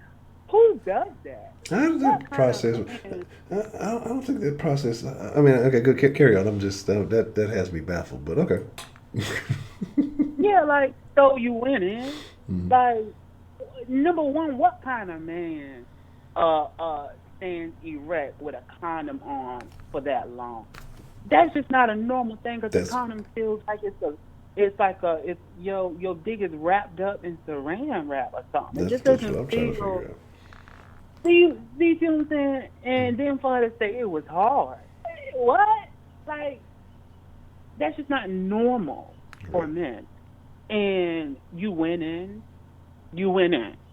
Oh, he raped me. Y'all some lying ass hoes. Okay? So my thing is, we call that the truth from their crazy ass stories from 40 years ago. Mm-hmm. And we want this man to pay and to suffer from these testimonies that are so baffled with no physical proof. Mm-hmm. But what about the millions of black people that have been tortured and killed? And there's proof of that. That's not the truth. So to me, I call it's all bullshit. It's selective. It's all selective. Even I was on, the radio show, and my co-host said some crazy ass shit. He's like in his 50s. He said, I believe the number of black people who are taking drugs are about 60, 70%. I said, well, what? You believe 60 to 70% of black people are taking drugs? Really? Drugs? What kind of drugs do you think black people take? He's like, weed and things. I'm like, okay, let me get this straight. Number one, black people don't, for the most part, black people don't take crystal meth and LSD and shit like that. They don't do shit like that. For the people who are 50 years old and 50 to 60 that were in their teens and their early 20s in the crack epidemic, they still may be taking some crack. And that group, 20-year-olds and 30-year-olds ain't running around here taking crack. I mean, it's just not happening. So for the most part, it's weed. So really 60 to 70% of the black people are smoking weed. Really? And he said, I believe 30% of white people are on drugs. 30% of white people, you believe? White people are like, 46% of the population, and you believe that only 30% of them are on drugs? And for the 13% of the 13% of black people here, you believe that 60 to 70% of them are on drugs. Okay. He said, so is that true, Ken? I'm like, look, if you want to believe that that's the truth, to me, that is silly. That's extremely silly. He said, well, why do you think that black men like white women? Because every black man that I talk to, he says he wants a white woman. And I'm like, I don't think every black man wants a white woman, but I believe that those who do, some of them just want the white woman just to test the waters. In the black culture, many people believe that white women are submissive and know how to suck dick, and they love how to suck dick, and they love to suck dick. That's like a rumor. in the black community about white women. So you have some that just want to test it out. You have some that just want to see how their black dick looks on their pink pussy. They want to see it gliding in and out of that pink pussy. Okay? And you have some black people who want a white woman because they believe that she's a trophy, because it was illegal for you to date, look, or even look at this white woman at a particular time. And I believe that he let me talk. And then I got into, with white men, with how they treat their white women back in the 60s. They treated their women like dogs. White women couldn't even vote back then. They couldn't even have a voice. They were beaten horribly. They couldn't get the job. So that is why they wanted to involve themselves in affirmative action. Oh no, Ken. Oh no, Ken. We can't discuss that. We can't discuss that. I'm like, but we could discuss black folk stuff. You see. And that's why I'm on to shut this shit down. Because here in America, we love talking about the negative actions or negative behaviors of black people. People make money off of that. So I'm combating that. Oh no, Kim, we're not gonna. Okay, well, if we're not gonna talk about that, then we can't talk about this. Point straight out. So I also want to hit on what Miss Bell said about trans people. She said that in drags and gays and shit. She said that, they could do their thing, whatever, but she hates it when they overly sexualize. She hates that, overly sexualize. Keep it in the bedroom, she said. That to me, I could respect that if those words, if they included, real women too. I could respect that.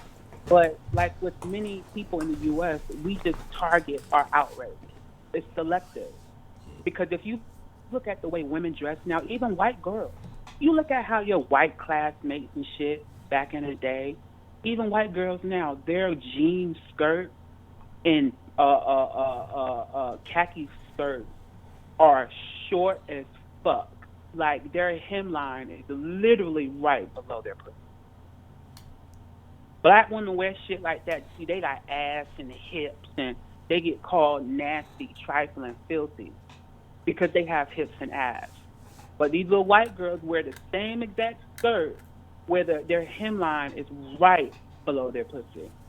That's overly sexualized. All these women now who dress in literal lingerie, like everything is see-through. Titties spilling out their bra. They buying too small bras and shit, so they titties is smashed together, and it's overly sexualized. So real women, I ain't gonna call them no damn sis, real women themselves in today's time are overly sexualized.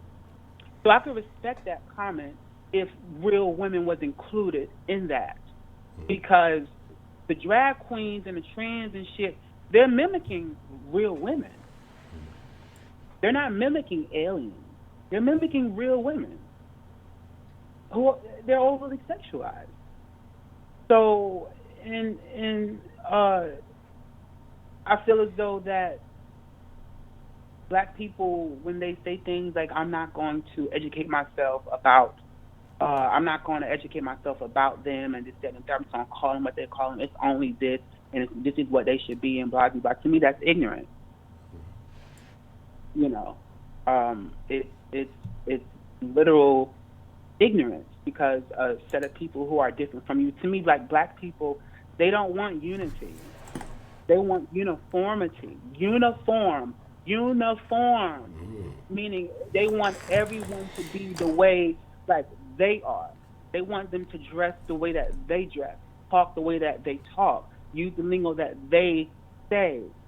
Uniformity. They don't want unity. But when you have an organization Organization, the first word is organ. Organ. Just like your body. Your body needs all of those organs for your one body to operate. There is no one organ that outweighs the next. But if you take one away, your shit is not going to work right the way it's supposed to work. I mean, it'll still work a little bit, but take your heart out. I don't think you'll be able to live.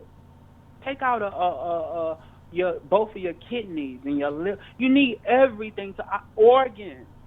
So we don't want unity. We want uniformity. So to me, it's all bullshit. When you go to church and you have these pastors who talk about certain things, it's selective. Everyone is just selective in their fake truth, in their supposed truth, and it's selective. They condemn certain things. They condemn homosexuality every other Sunday. They talk about gossipers and things like that. They don't really preach about tax fraud, and they don't preach about mishandling of church funds, and they don't preach about the men spreading their seeds all over town in the USA. They don't preach about the women with a head full of makeup and hat wigs. They don't preach about that because that's their audience. You see, they know if they start preaching, them folks gonna leave. Why? Because they don't want the truth. But even in the Bible, it says that your crown, the crown of your head, is golden. You're not supposed to put shit on your crown. It's in the Bible. But for the tribe of Judah and Israel, that is. But they bypass those things. They bypass the makeup and, we're not going to get into the Old Testament. We're on the New Testament. So God's word is God's word. It's one book. I'm going to not talk about that. We're just going to talk about this. It's fake truth. It's all fake. So my point is, nobody wants to hear the truth because the lie is more entertaining. The lie brings about more peace. And for the last thing, I really want to say about I watched one of your videos the other day, and I heard Professor Trillard Clump. I heard Professor Trillard Clump. He said something that was like way off. He said, yeah, it's okay to laugh. It's totally okay to laugh. He's Trillard Clump. Okay. He said that, what did he say? He said something about how the phrase, God won't put more on you than you can handle. He said that that's not right. That's not based on truth. He said, because what happens when a person commits suicide? What happens when people who catch illnesses that take their life? They couldn't handle it. See, when you look at someone like Professor Trillard, that is someone who, to me, comes across as a know-it-all. He knows everything under the fucking sun. He knows everything about relationships and shit, but I can guarantee you, this man is probably not even in a relationship. Probably ain't even been in a relationship for more than a year.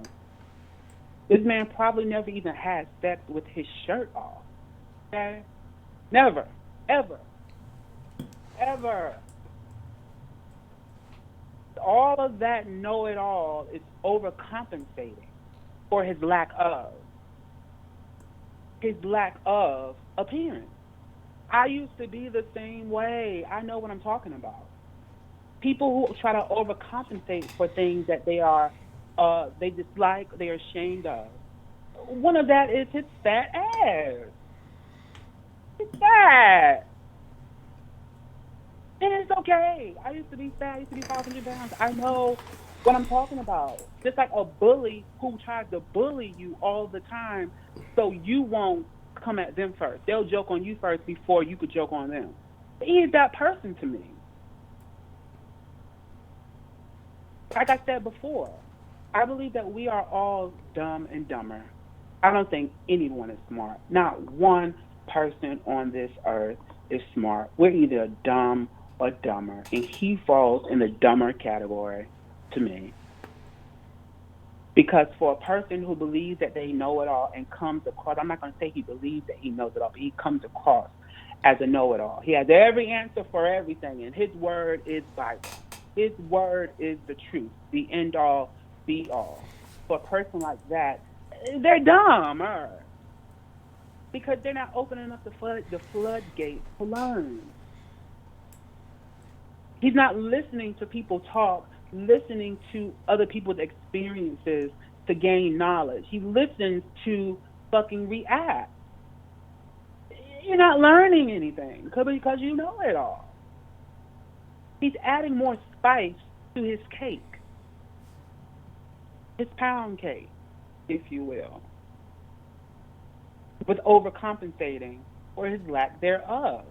And it's okay. We all have things that we don't like about ourselves. It's okay. Just like the people who clown Lizzo. Most of the men who clown Lizzo are fat, fluffy, Humpty Dumpty ass men. Nasty, sloppy, with rolls hanging over their fucking back. They have literal rolls above their butt. Literal rolls. Like in the front and in the back. And if they're saying, "Oh, we want Lizzo," we're saying this so she can get in shape, and she's not gonna get diabetes and high cholesterol, and but you don't go that hard to your fucking Humpty Dumpty sloppy Joe ass baby mama. Your baby mama is built like a fucking scrambled egg. Your mama is built like a fucking sloppy Joe. You yourself are built like fucking my cheese crackers that I'm eating. Literally one above the other. Sloppy. So this goes back.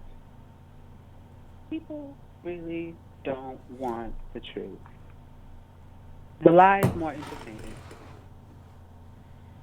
And I know I'm a bit all over the place. I'm sure I haven't talked to you in a while. Yeah, that's pretty much all I have to say for the most part.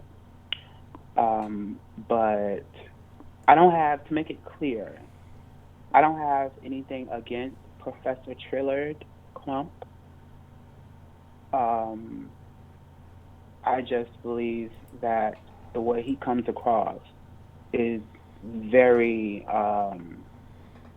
just full of it. Like literally full of it. Like physically and mentally. Just full. Open up that shit. So open up. Let that shit out. Let it out. Let it out. Let it out. So you can make room for the good shit to come inside. Let it out. You know it all. But love him as a brother, and I don't know him. But like I see a piece of him in how I used to be when I was his side. I don't know like his exact weight, but he looks like he's over 300 pounds. I don't know how tall he is. If he's short, I'm pretty sure he's definitely over 3. If he's tall, he might be in the upper 2. It depends on your height. But from that picture, he looks like the way I used to look, with a big-ass, fucking round-ass moon pie face. That's how I used to look. And I used to come across like that, like I knew it all and all of that, because I really felt kind of bad about myself. I wasn't in a point in life. I wasn't getting people. I wasn't attracting people that I wanted to attract. It hurts a little bit, and it's okay. It's okay. Just admit that, and you know you'll be free as a fucking bird. Um, but I thank you for allowing me to have this time. I'm pretty sure Professor Trillard, Malcolm 3XL will call in whatever day and joke on me and all that. And it's okay. I can handle it. He can call me all types of, the usual, the gays, even fag and queer. I'm all of that. It's totally fine. I'm still not going to get in the comment section because I told you when I say something, I mean it. So I don't even read it. I'm not even looking at it. I'm watching you on my TV. I haven't even looked at the comments, and since the last day that I said I was, I wasn't. But I'm sure, and he's okay. He can definitely do that, which I know he is. He's gonna come with the fire and say all these people got me. And the other guy, he said that another guy, was it Broderick or um, prepaid? I think he said prepaid. He already done got me or something like that. He said that on one call. But when me and prepaid were talking, we were debating about a topic. We weren't arguing with each other. So when you say things like, "Oh, this person done got you," and this, that, and the third, to me that's very womanly and gossipy, really gossipy. And to me, at least what I thought, we weren't arguing. We were debating. I forgot what we were debating about, but we were debating about something. But it wasn't an argument. Um, so yeah, I just wanted to make that clear. But yeah, it's all good. Much love to you and everyone else who may be in the comment section. I'm sure they're like lighting me up. I'm definitely sure. I'm sure people are telling me to get off. I don't know, but I'm not even gonna look at it. But yeah, thanks for having me. And bottom line, people don't want the truth. Nobody wants it. Nobody wants it. No one can handle it because nobody wants to even look in the mirror at themselves and look at the truth within themselves first. And if you stare too hard at yourself in the mirror, you'll fucking cry. You fucking cry. There are some people who don't even have mirrors in their home. They don't want to look at themselves. So handle your own life, respect people, and you'll be fine. You'll be, absolutely fine when you actually put as much energy and effort into yourself and into your mind and into your family, whatever, your children. Use all that energy for that. Little 1% that you have to fuck around with, use that to play around and all that shit. But that 99%, focus on yourself, boo. Focus on your life. Because that's what's going to matter in the end. That's what's going to get you out the situations that you're in. That's going to get you out of fucking getting abused by your fucking man. That's what's going to get you to like really see the light. These women get cheated on. And most women don't even come to the truth that most men cheat. Yeah, most men cheat. You'll find some that won't, but for the most part, men cheat. Like I said, I know I'm all over the place, but thank you for having me, man. What do you think about my my long call? I'm pretty sure you.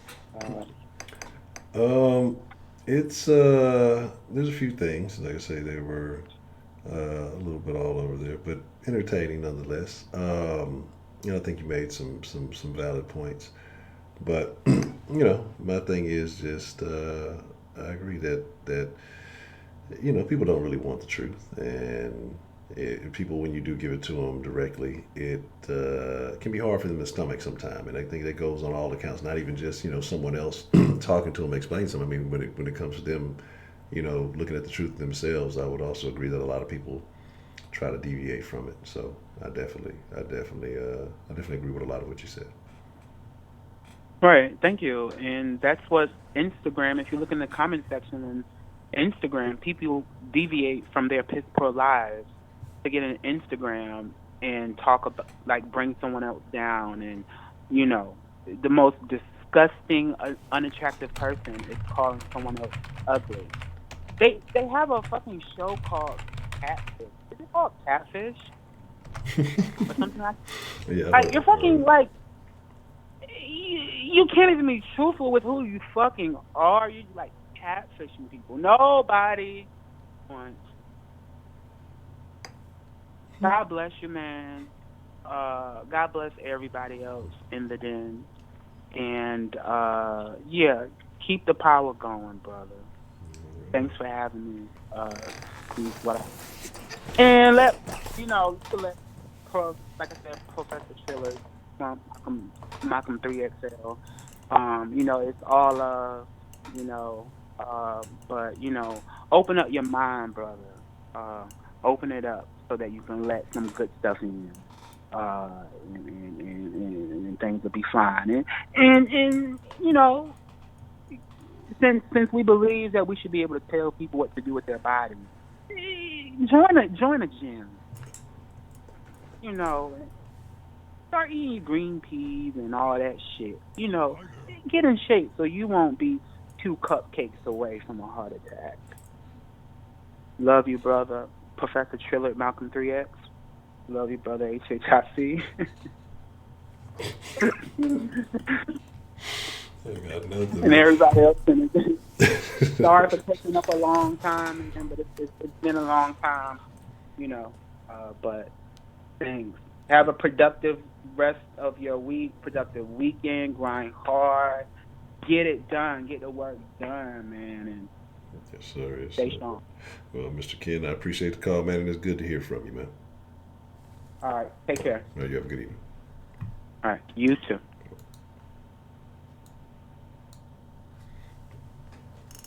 I think we got time for one more. We can get one more good call in. Miss Jess W, appreciate the love. Thank you so much. Danny B. Moore, what's the motherfucking deal? All right, what's the motherfucking deal we got calling into the den this evening? Oh, hi. This is Danny B. Moore. How are you guys? Doing good, Miss B. Moore. How are you doing this evening? Oh, God, I was not expecting to get through. Yeah, sometimes the line works in our favor. Sometimes it's a terrible, terrible situation. But what's on your mind this evening? I just got on. I just picked up my iPad and I opened it up and I saw the topic, Sugarcoating the Truth. And I'm like, I don't even know what the hell specifically I want to say about Sugarcoating the Truth. It's just so many things on my mind. Just like people sugarcoating the truth. I was watching this show about catfishing, and it was like the social media thing on Netflix called The Circle. And it was like all of these people on there, and half the people were not being who they said they were going to be, and sugarcoating the truth about that.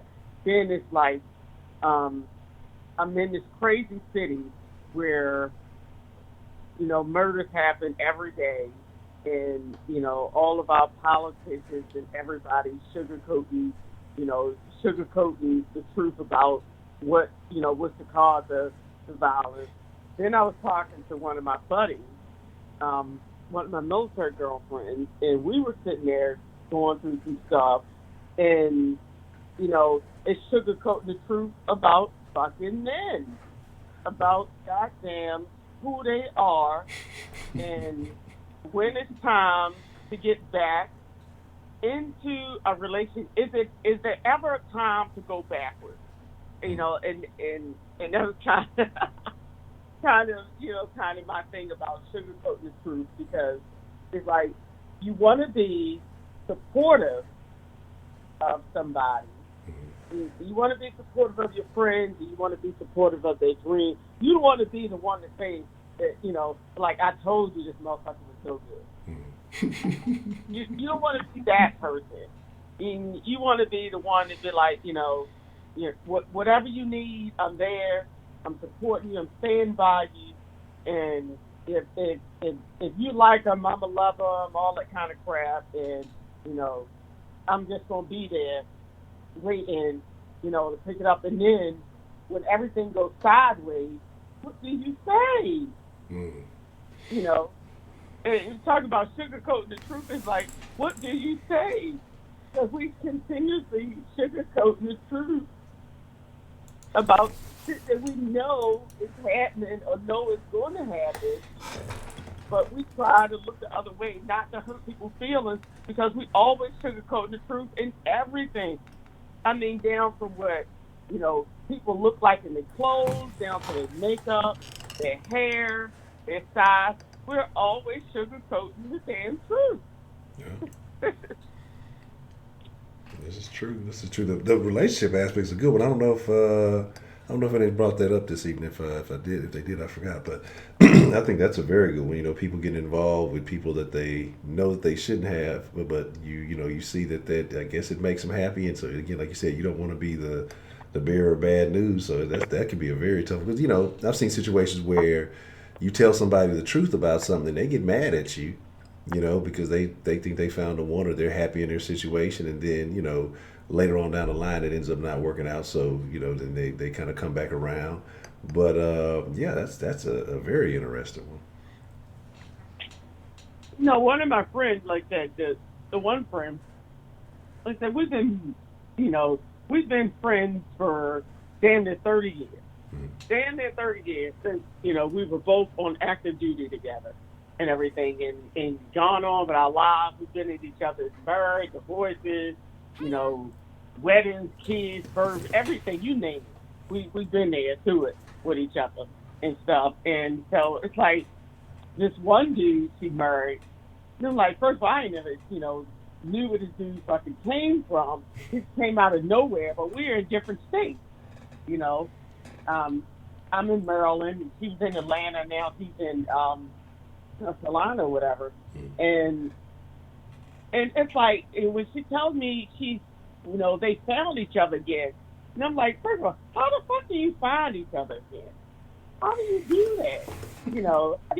Like, what do you like trip over each other? Like, you in the fucking whole nother state than you were married in. How did you find each other again?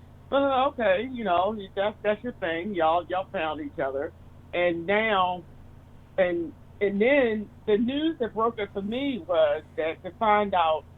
I mean, it's 10 years later since the marriage that I went to, the wedding, and they separated shortly thereafter.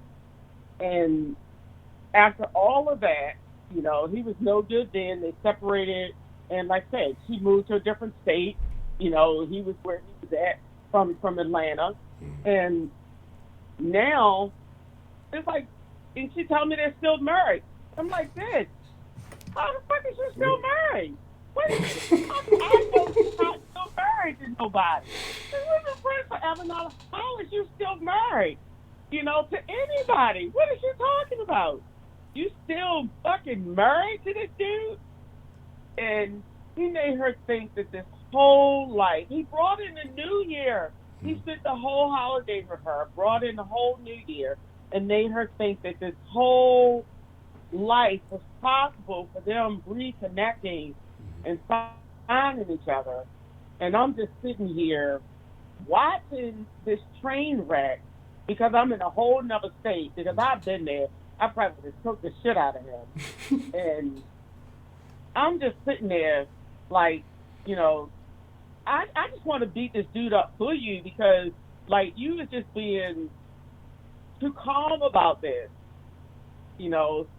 I guess, we grow older and everything. And I'm just like, she's just being so calm about it. I'm just like, I just want to come there, find him, and beat him up for you. because this is just like, this is some stuff that can make you kill a motherfucker just playing with your emotions like that. I don't know. I'm baffled. How do you lose and re-find your husband? That's what's blowing my mind. If y'all still married, like how do you? I don't know, but I guess there's been stranger stories, so that's yeah.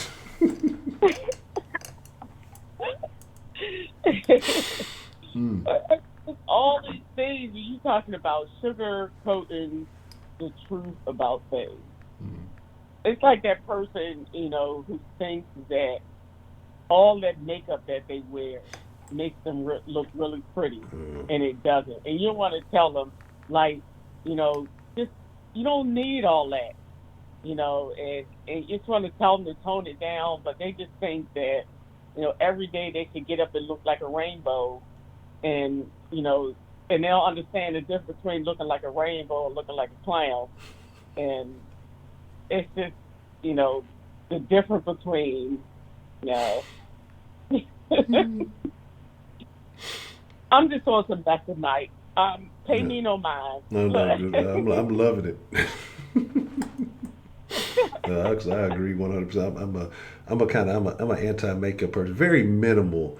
I appreciate women for being naturally beautiful. Whatever you work with, work to your strengths. And this kind of new wave of just overloading and just two-tone skin tones and all kind of stuff. I don't understand it, and I think it takes away from the natural beauty that most women have. And I really don't like all the extra colorful craziness. Yeah, that's true. So what is your pet peeve for tonight, for as far as people sugarcoating the truth? Like I said, what do we start off talking about? Like I said, my thing was like with the kind of like the transgender thing, and now or the non-binary thing, where you just the pronouns and call me this and call me that. I think that if you're born a certain way, no matter what you may feel like, you are what you are. You might not have got the luck of the draw that you wanted. If you still have a penis, you're a man, and if you have a vagina, you're a woman. And you can do all the other stuff if you want to. I guess that works, but to me, I think it is, and I think that to try to force people to use other terminologies to describe you because you feel a certain way, I think that puts more of a burden on other people. That to me is frustrating. It's crazy. It's crazy that you say that. Just like I was saying, I was watching a show on on Netflix. It's called The Circle, and it's like this social media where this group of people was playing for $100,000 and everything. It's a game show and everything, but they like put in this apartment and they got to play this social media game. And some people are catfishing, and some people are being, who they are. But the one thing, the show was very interesting. I thought it was a very good show.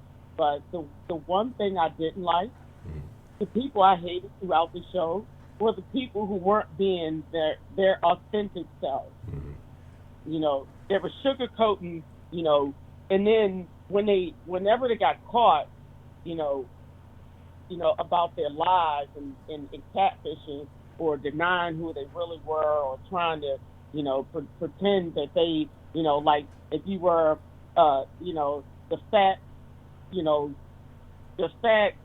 gay lesbian chick trying to be catfishing to be this beautiful, skinny model chick, or the guy catfishing all the women when he's really, pretending to be a woman when he's really a guy pretending to be his girlfriend, and all of this stuff. And at the end of the day, it was like the people who I hated the most were the people who were catfishing, because they weren't being their authentic selves, and they were and all of their excuses were about somebody, judging them, about society judging them, society doing this and society doing that. And then the whole time I'm sitting there thinking to myself, the whole show was, if you were so worried about society judging you, so you came in and prejudged yourself. So you set your own self up. You made this whole spectacle you're so proud of being gay or being fat or being whatever you were that you're so proud of it that you came in and made yourself a whole nother person. But now you want everybody to accept the real you when they find out who you were pretending to be for who you are, because you're proud of that person, but you're pretending to be somebody else. Doesn't make any goddamn sense. No sense at all to me. And and I was just like, I was just taken aback by it. Like, they were the most it's like if you just came on and been your floppy fat self and just been your own personality, people would have liked you, and maybe you'd have won that $100,000 and been fine. But that was just that. I was looking at that. Sounds like a interesting show. What do you remember what it was called? It's called The Circle on Netflix. The Circle? Okay. Netflix has some really interesting shows. Really does. Now, I saw that they had this thing about, I've seen everybody been talking about the Aaron Hernandez thing. A lot of people saying that was a good show. And so... they got a show, it's called I Am a Serial Killer or something, and they got all these different... And he's one series in that thing. Okay. I think he's like number 8 in that or something. But yeah, I'm a serial killer, or I'm a killer, or something like that. And but yeah, that's a good one. But they got this other good one on there called The Messiah. You really got to check that one out. Okay. Try some of these. Yeah. Yeah, I'm gonna have to look into it. I ain't watched too much of nothing lately, so I guess I could take some time to watch a couple of good things and see what's going on, what I've been missing out on. While I'm sitting at work, when I have time to myself, I always have my little iPad on. It would have been in the car. My iPad is with me all the time, and I'm always watching something on TV. Whether I'm riding in the car or whatever, I'm listening to something, or I'm on YouTube, watching, listening to the den, catching up on who's been saying what. That's when I catch up, when I don't get to join you guys. I sit in the car and I'm driving, and I get to, play the whole thing uninterrupted. Oh, man. Yeah. The Den is a crazy place. I love it. I love the Den folk. I love everybody here. But so who's in here tonight? Who's in here? I can't really see it right now. We got Miss Bell. We got Miss Grace, McVice, Misty. The worst person on earth, Shelley Long. She's here. Miss Thang. I thought I saw Mr. Prepaid and... hey, Miss Bell. Hey, Grace. And let me see Broderick. Let me see Cultured, of course. Just Sarah. Heidi's here, but that's neither here nor there. Miss Brenda Williams. Oh, I love all you guys. You guys always have something so interesting to say. I'm rambling on. Like I said, I just came in. I just popped in and don't even know what half the topics that's been going on. I literally just popped in, and so I got to catch up a little bit. Some very interesting calls this evening. Some very, very interesting calls. Like what? Mr. New York John had a very intriguing call. We touched on a few different topics, and some of his thoughts, and he talked a little bit about participation trophies. What's participation trophy? What is that? Basically those leagues for little kids where everybody gets a medal no matter how well you perform or not, and just it's like there's really no wins or losses, just everybody, you're just there to play the game. We talked about that a little bit, and then talked about we briefly talked about kind of what was going on in New York with the no cash bail thing, and then we talked about the illegal alien who raped a 92-year-old lady, and then I think he was basically they'll regret all that kind of they'll regret all that stuff later when it's their loved one to get hurt behind it. It's nobody important loved one that's gotten hurt behind any of it yet. Yeah, so when that happens, they'll regret it. It's kind of like the Zimmerman thing down there, and with the whole Trayvon Martin thing.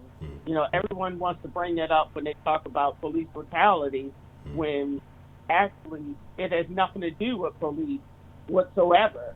It's just a guy who got away with with the law that the citizens voted on. He got away with the stand your ground law, and it had nothing to do with police, whatsoever. And in Texas, they had that same issue. But you gotta love Texas because just like those people that came into church, they dealt with him right away. And you get it's getting to a point like right now, like I'm here in Maryland, in Baltimore, and it's like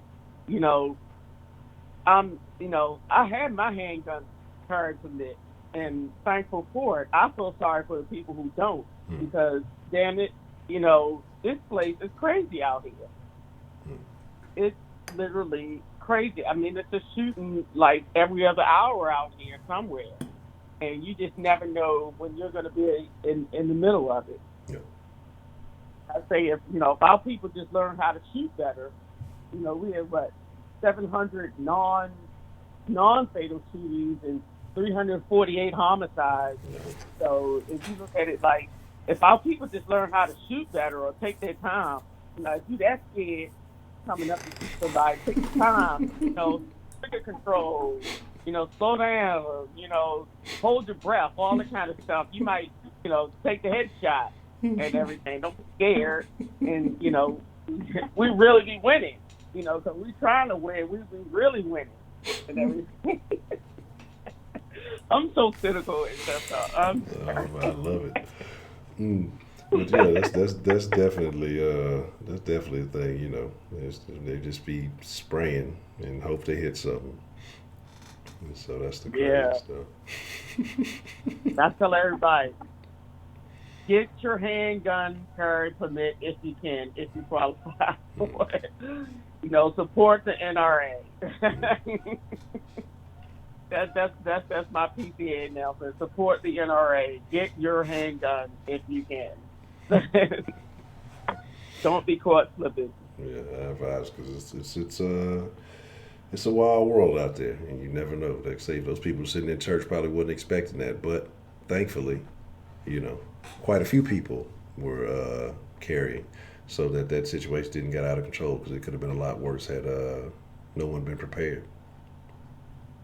Yeah, that was like, that was super cool watching when you actually watch the video. It was like 5 people that called out. That was like, oh, that's awesome. That was like totally, it's tragic as the situation. It was awesome to see how they how they responded so quickly to it and everything. So,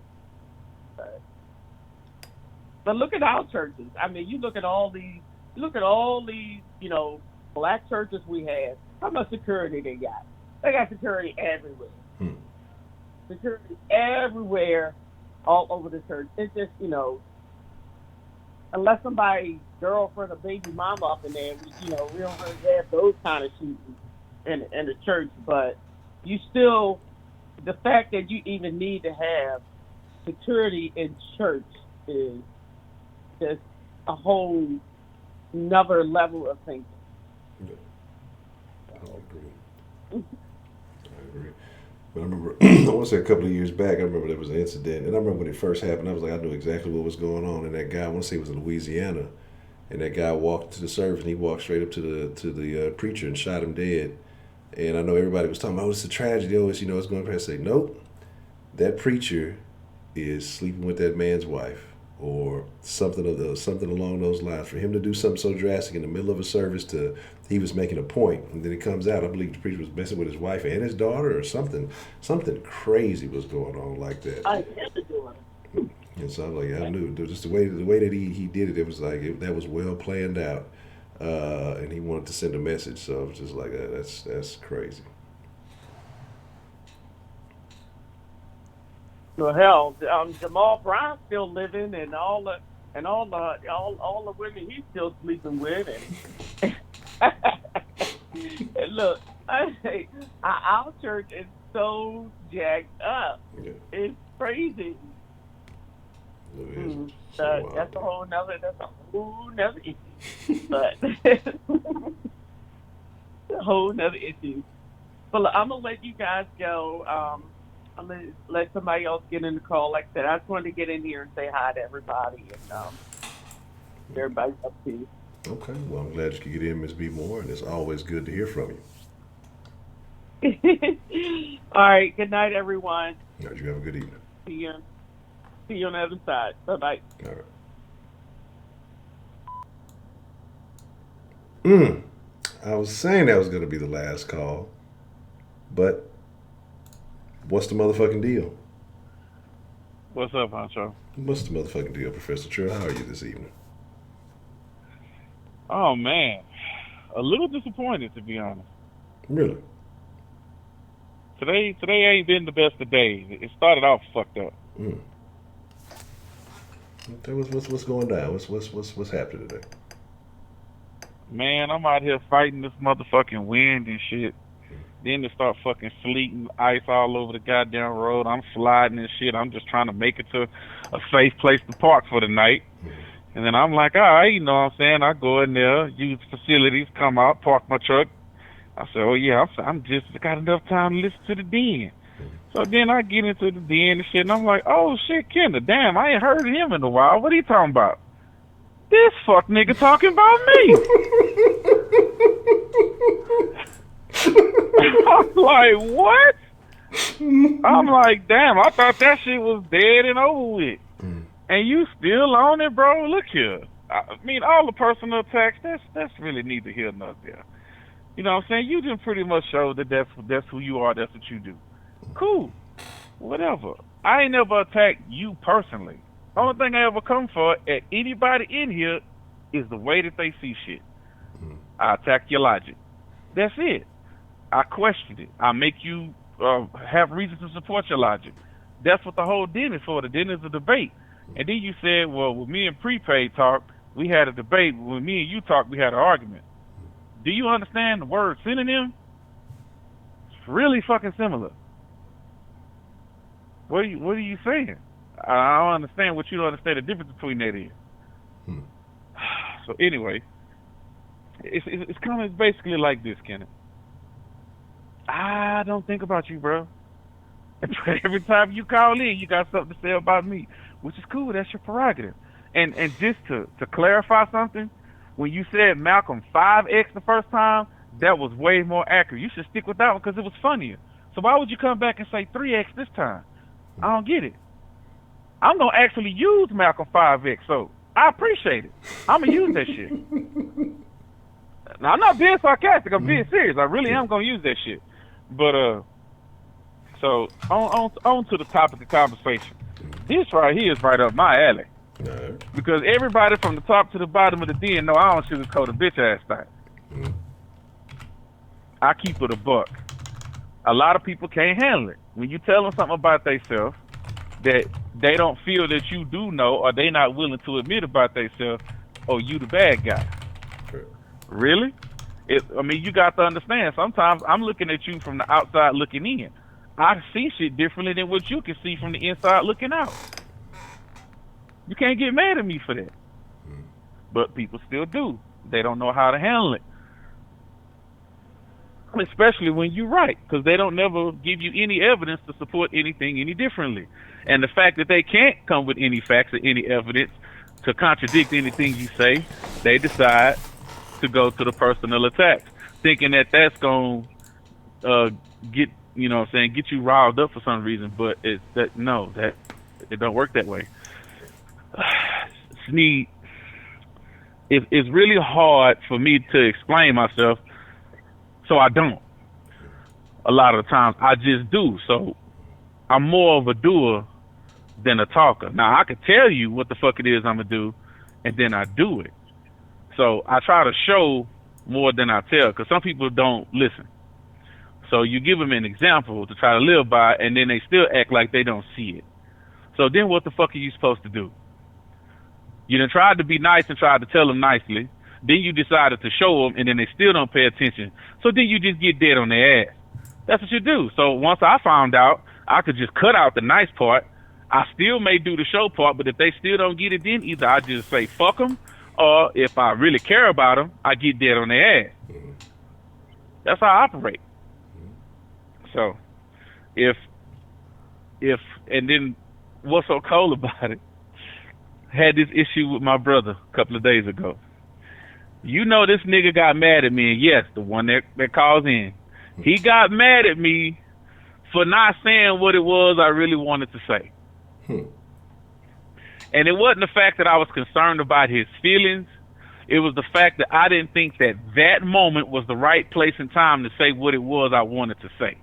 I thought that would have been a better moment to where it would have been more effective. Because, see, the misconception is when you're real honest about everything, people think that it's all about me and what I feel. No, I'm actually giving you this information and telling you this shit to benefit you. It's not for me. I already got that knowledge. I already know this situation.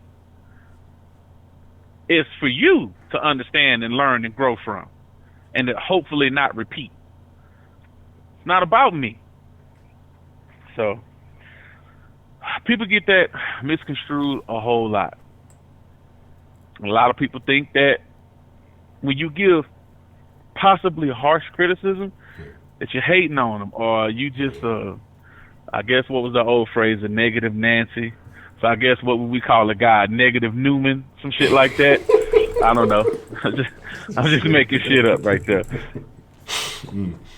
But that's kind of like the deal now. So I keep a lot of comments to myself because I'm very particular. I know me, and I'm comfortable with me. So I know how I like things and how I do things. So I don't impress my thoughts and feelings amongst a lot of people. It's just certain people that I do. Or if we happen to be in a forum where that's what we're doing in that forum, then yes, that's what I'm going to do. Sometimes I really don't understand what y'all think the den is fucking for. It's for everybody to voice their own thoughts and opinions. Correct. That's what the fuck this is for. And so if you're voicing your thoughts and opinions, my thoughts and opinions are going to be relative to your thoughts and opinions. That's why there's a fucking topic. I'm trying to see it your way, but I don't understand your way, so I have questions about your way. I ask. When you don't answer, that means that just lets me know you don't even know fucking why you feel like that. That's not my problem. That's a you problem. You need to figure that shit out. I know why I feel or I have the thoughts that I have, and I can explain it, and it's readily available. I ain't never held back shit about nothing on here. I've been very truthful. If I was ashamed about being fat, you think I would have told every motherfucker in here I was fat? I could have not told y'all motherfuckers nothing. Put no pictures up or nothing. I could have a blank little pic shit like a lot of y'all people do in the chat. But I ain't do that because I don't care.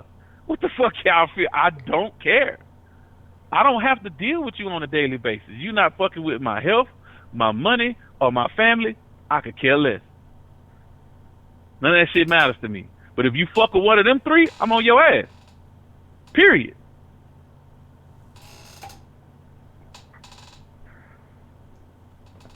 Okay. I mean, I don't necessarily have too much to add to that. To inquire. No, and I mean, it's kind of hard to because that's real and it's true. And Honcho, you know, because me and you, we got like that telekinesis thing. You know exactly where the fuck I'm coming from because you know where I'm from. We was raised real similar, more than likely. I don't know that, but I'm pretty sure I know. Yes. A lot of similarities, yes. Very. But anyway, that's all I had because I know you're probably trying to end real soon. But I just had to say something to Mr. Kenneth. But you can continue on. I'm going to continue listening, Kenneth. And if you know what I'm saying, if it just tickles your fancy to talk about me and my weight, keep doing it. If you say something funny, I'm going to laugh. Even if it is about me. I don't care. It really don't bother me, bro. But I do like the Malcolm 5X. That shit was genius. Now, what is it? The Dillard? What is he saying? What's the other? The Dillard shit? Trillard. Yeah, you might need to work on that one a little bit. You could do better. That's constructive criticism. And that's even toward me. How much more real can you get? I don't know how I could prove it more to you, though. I don't know. I don't know what else to tell you. Okay. Well, other than that, well, I'm glad you were able to get in and get the rebuttal. I would like to say, because I hit you earlier, and I was wondering if something was up. Because I shot you a text, but I'm like, well, hoping everything is all good. But we'll figure out how to implement that soon, and the rest of you who know, and those who don't know, well, Yeah. well, y'all will find out eventually. But definitely. But that's a bad man, Professor Trill. Like I say, man, you be safe out there. You parked up? Hell yeah. Shit, I can't even walk out here on the concrete. There's fucking ice everywhere. Oh, that's terrible. Yeah, man, you gotta be careful like that, man. Absolutely. Y'all stay up. All right, man. Appreciate the call. Not literally, figuratively, goddamn. All right, Honcho. That's bad. No, man.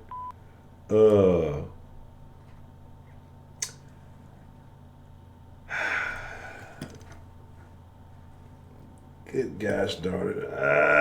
We'll do it real quick because I got to have to wrap up in a minute. What's the motherfucking deal? Who we got called into the den this evening? Look, so yeah, I just want to like make something clear really quick. I called in before I heard Trillard come in, so I'm not like coming back at Trillard. I called in to make something clear. On the video that I saw, I was just working on some photos and just needed something to play in the background. And I clicked on one of your videos, and I just heard him say something about the whole what's it called? God won't put more on you than you can handle. And that's what prompted me to my disagreement. Now, from my experience with this here platform, and from the videos that I've seen, it seems as though that every other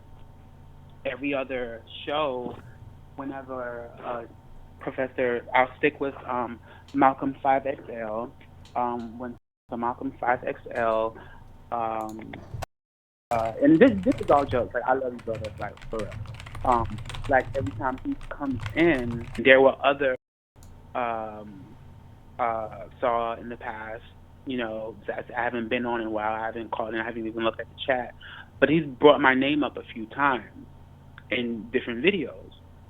So, I mean, it's all gravy. But I just want to make it known that that's why I brought it up. And it's all good in the hood with him. That's my little brother. I don't know how old he is. But that's my little brother, Professor Trillard, Malcolm 5XL.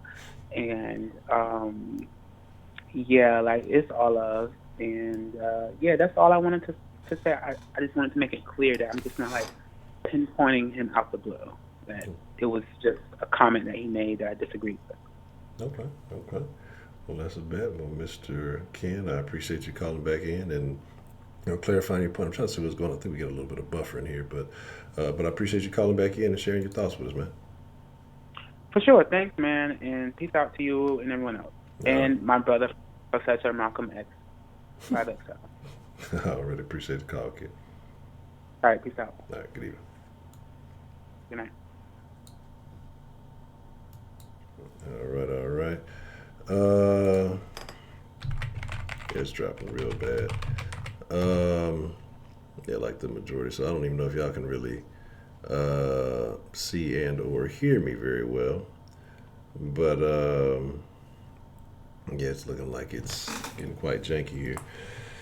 So what we are going to do is get ready to wind it down. And like I say, it's real bad. So I'm gonna say my outros. I appreciate y'all. Again, it's my honor, my privilege, and pleasure. But again, like I say, the frames are dropping like crazy. But You know, again, it's wild. So with that being said, y'all be cool like y'all be cool. Now it looks like it's trying to come back. I don't know what we got going on here. Now it looks like it wants to cooperate a little bit, but I don't know what we got going on. I'm not sure. I'm not sure, but all right.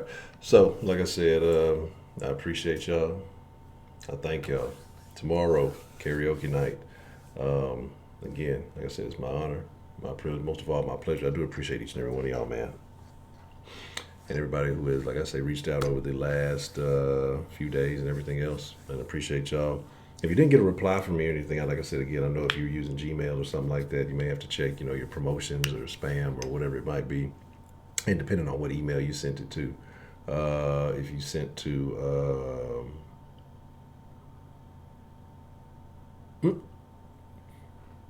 like I said, I don't know if which email. If you send it to the Ed Honcho email, maybe like I say, check your spam folders and stuff like that. If you reply to the didn't show at Gmail, you might have to check your promotion folders because I know some of the emails y'all sent went to promotions in various places. So it's all kind of crazy stuff. We back live. Well, as I was sitting there saying that we watered it down as it was getting crazy because we went a little over, but. Get ready to wrap it up. But we'll be back at it tomorrow. Like I said, we'll be karaoke tomorrow, so make sure you got your karaoke tunes. Broderick, I'll be sending you the game here. And, but with that being said, man, like I said, I thank all of y'all. And like I said, this is probably the second to last for a little bit. Like I said, I'm going to try to see if we squeeze one out this weekend, maybe do something special, but I can't guarantee that. Y'all are appreciated. Y'all are definitely appreciated, man. So, salute to each and every one of you. Y'all ain't got to go home. Like I said, I'll leave the chat open for a little while if y'all want to chop it up. But y'all got to get karaoke's tomorrow. Because yesterday I thought it was Thursday and had my days fucked up. There's been a lot of other external shit going on, getting everything in order and getting prepared. So, like I said, it's just just getting everything in line, man. So. But with that being said, I appreciate y'all, man. I thank y'all so much. And whatever happens, happens. But we're going to have a good time tomorrow. We're not going to worry about it, right? And then, I got to handle my business after that. So, y'all ain't got to go home. Like I said, the chat will be open for a little while. But I'm getting the fuck up out of here, man. I appreciate y'all. Until mañana, I'm out.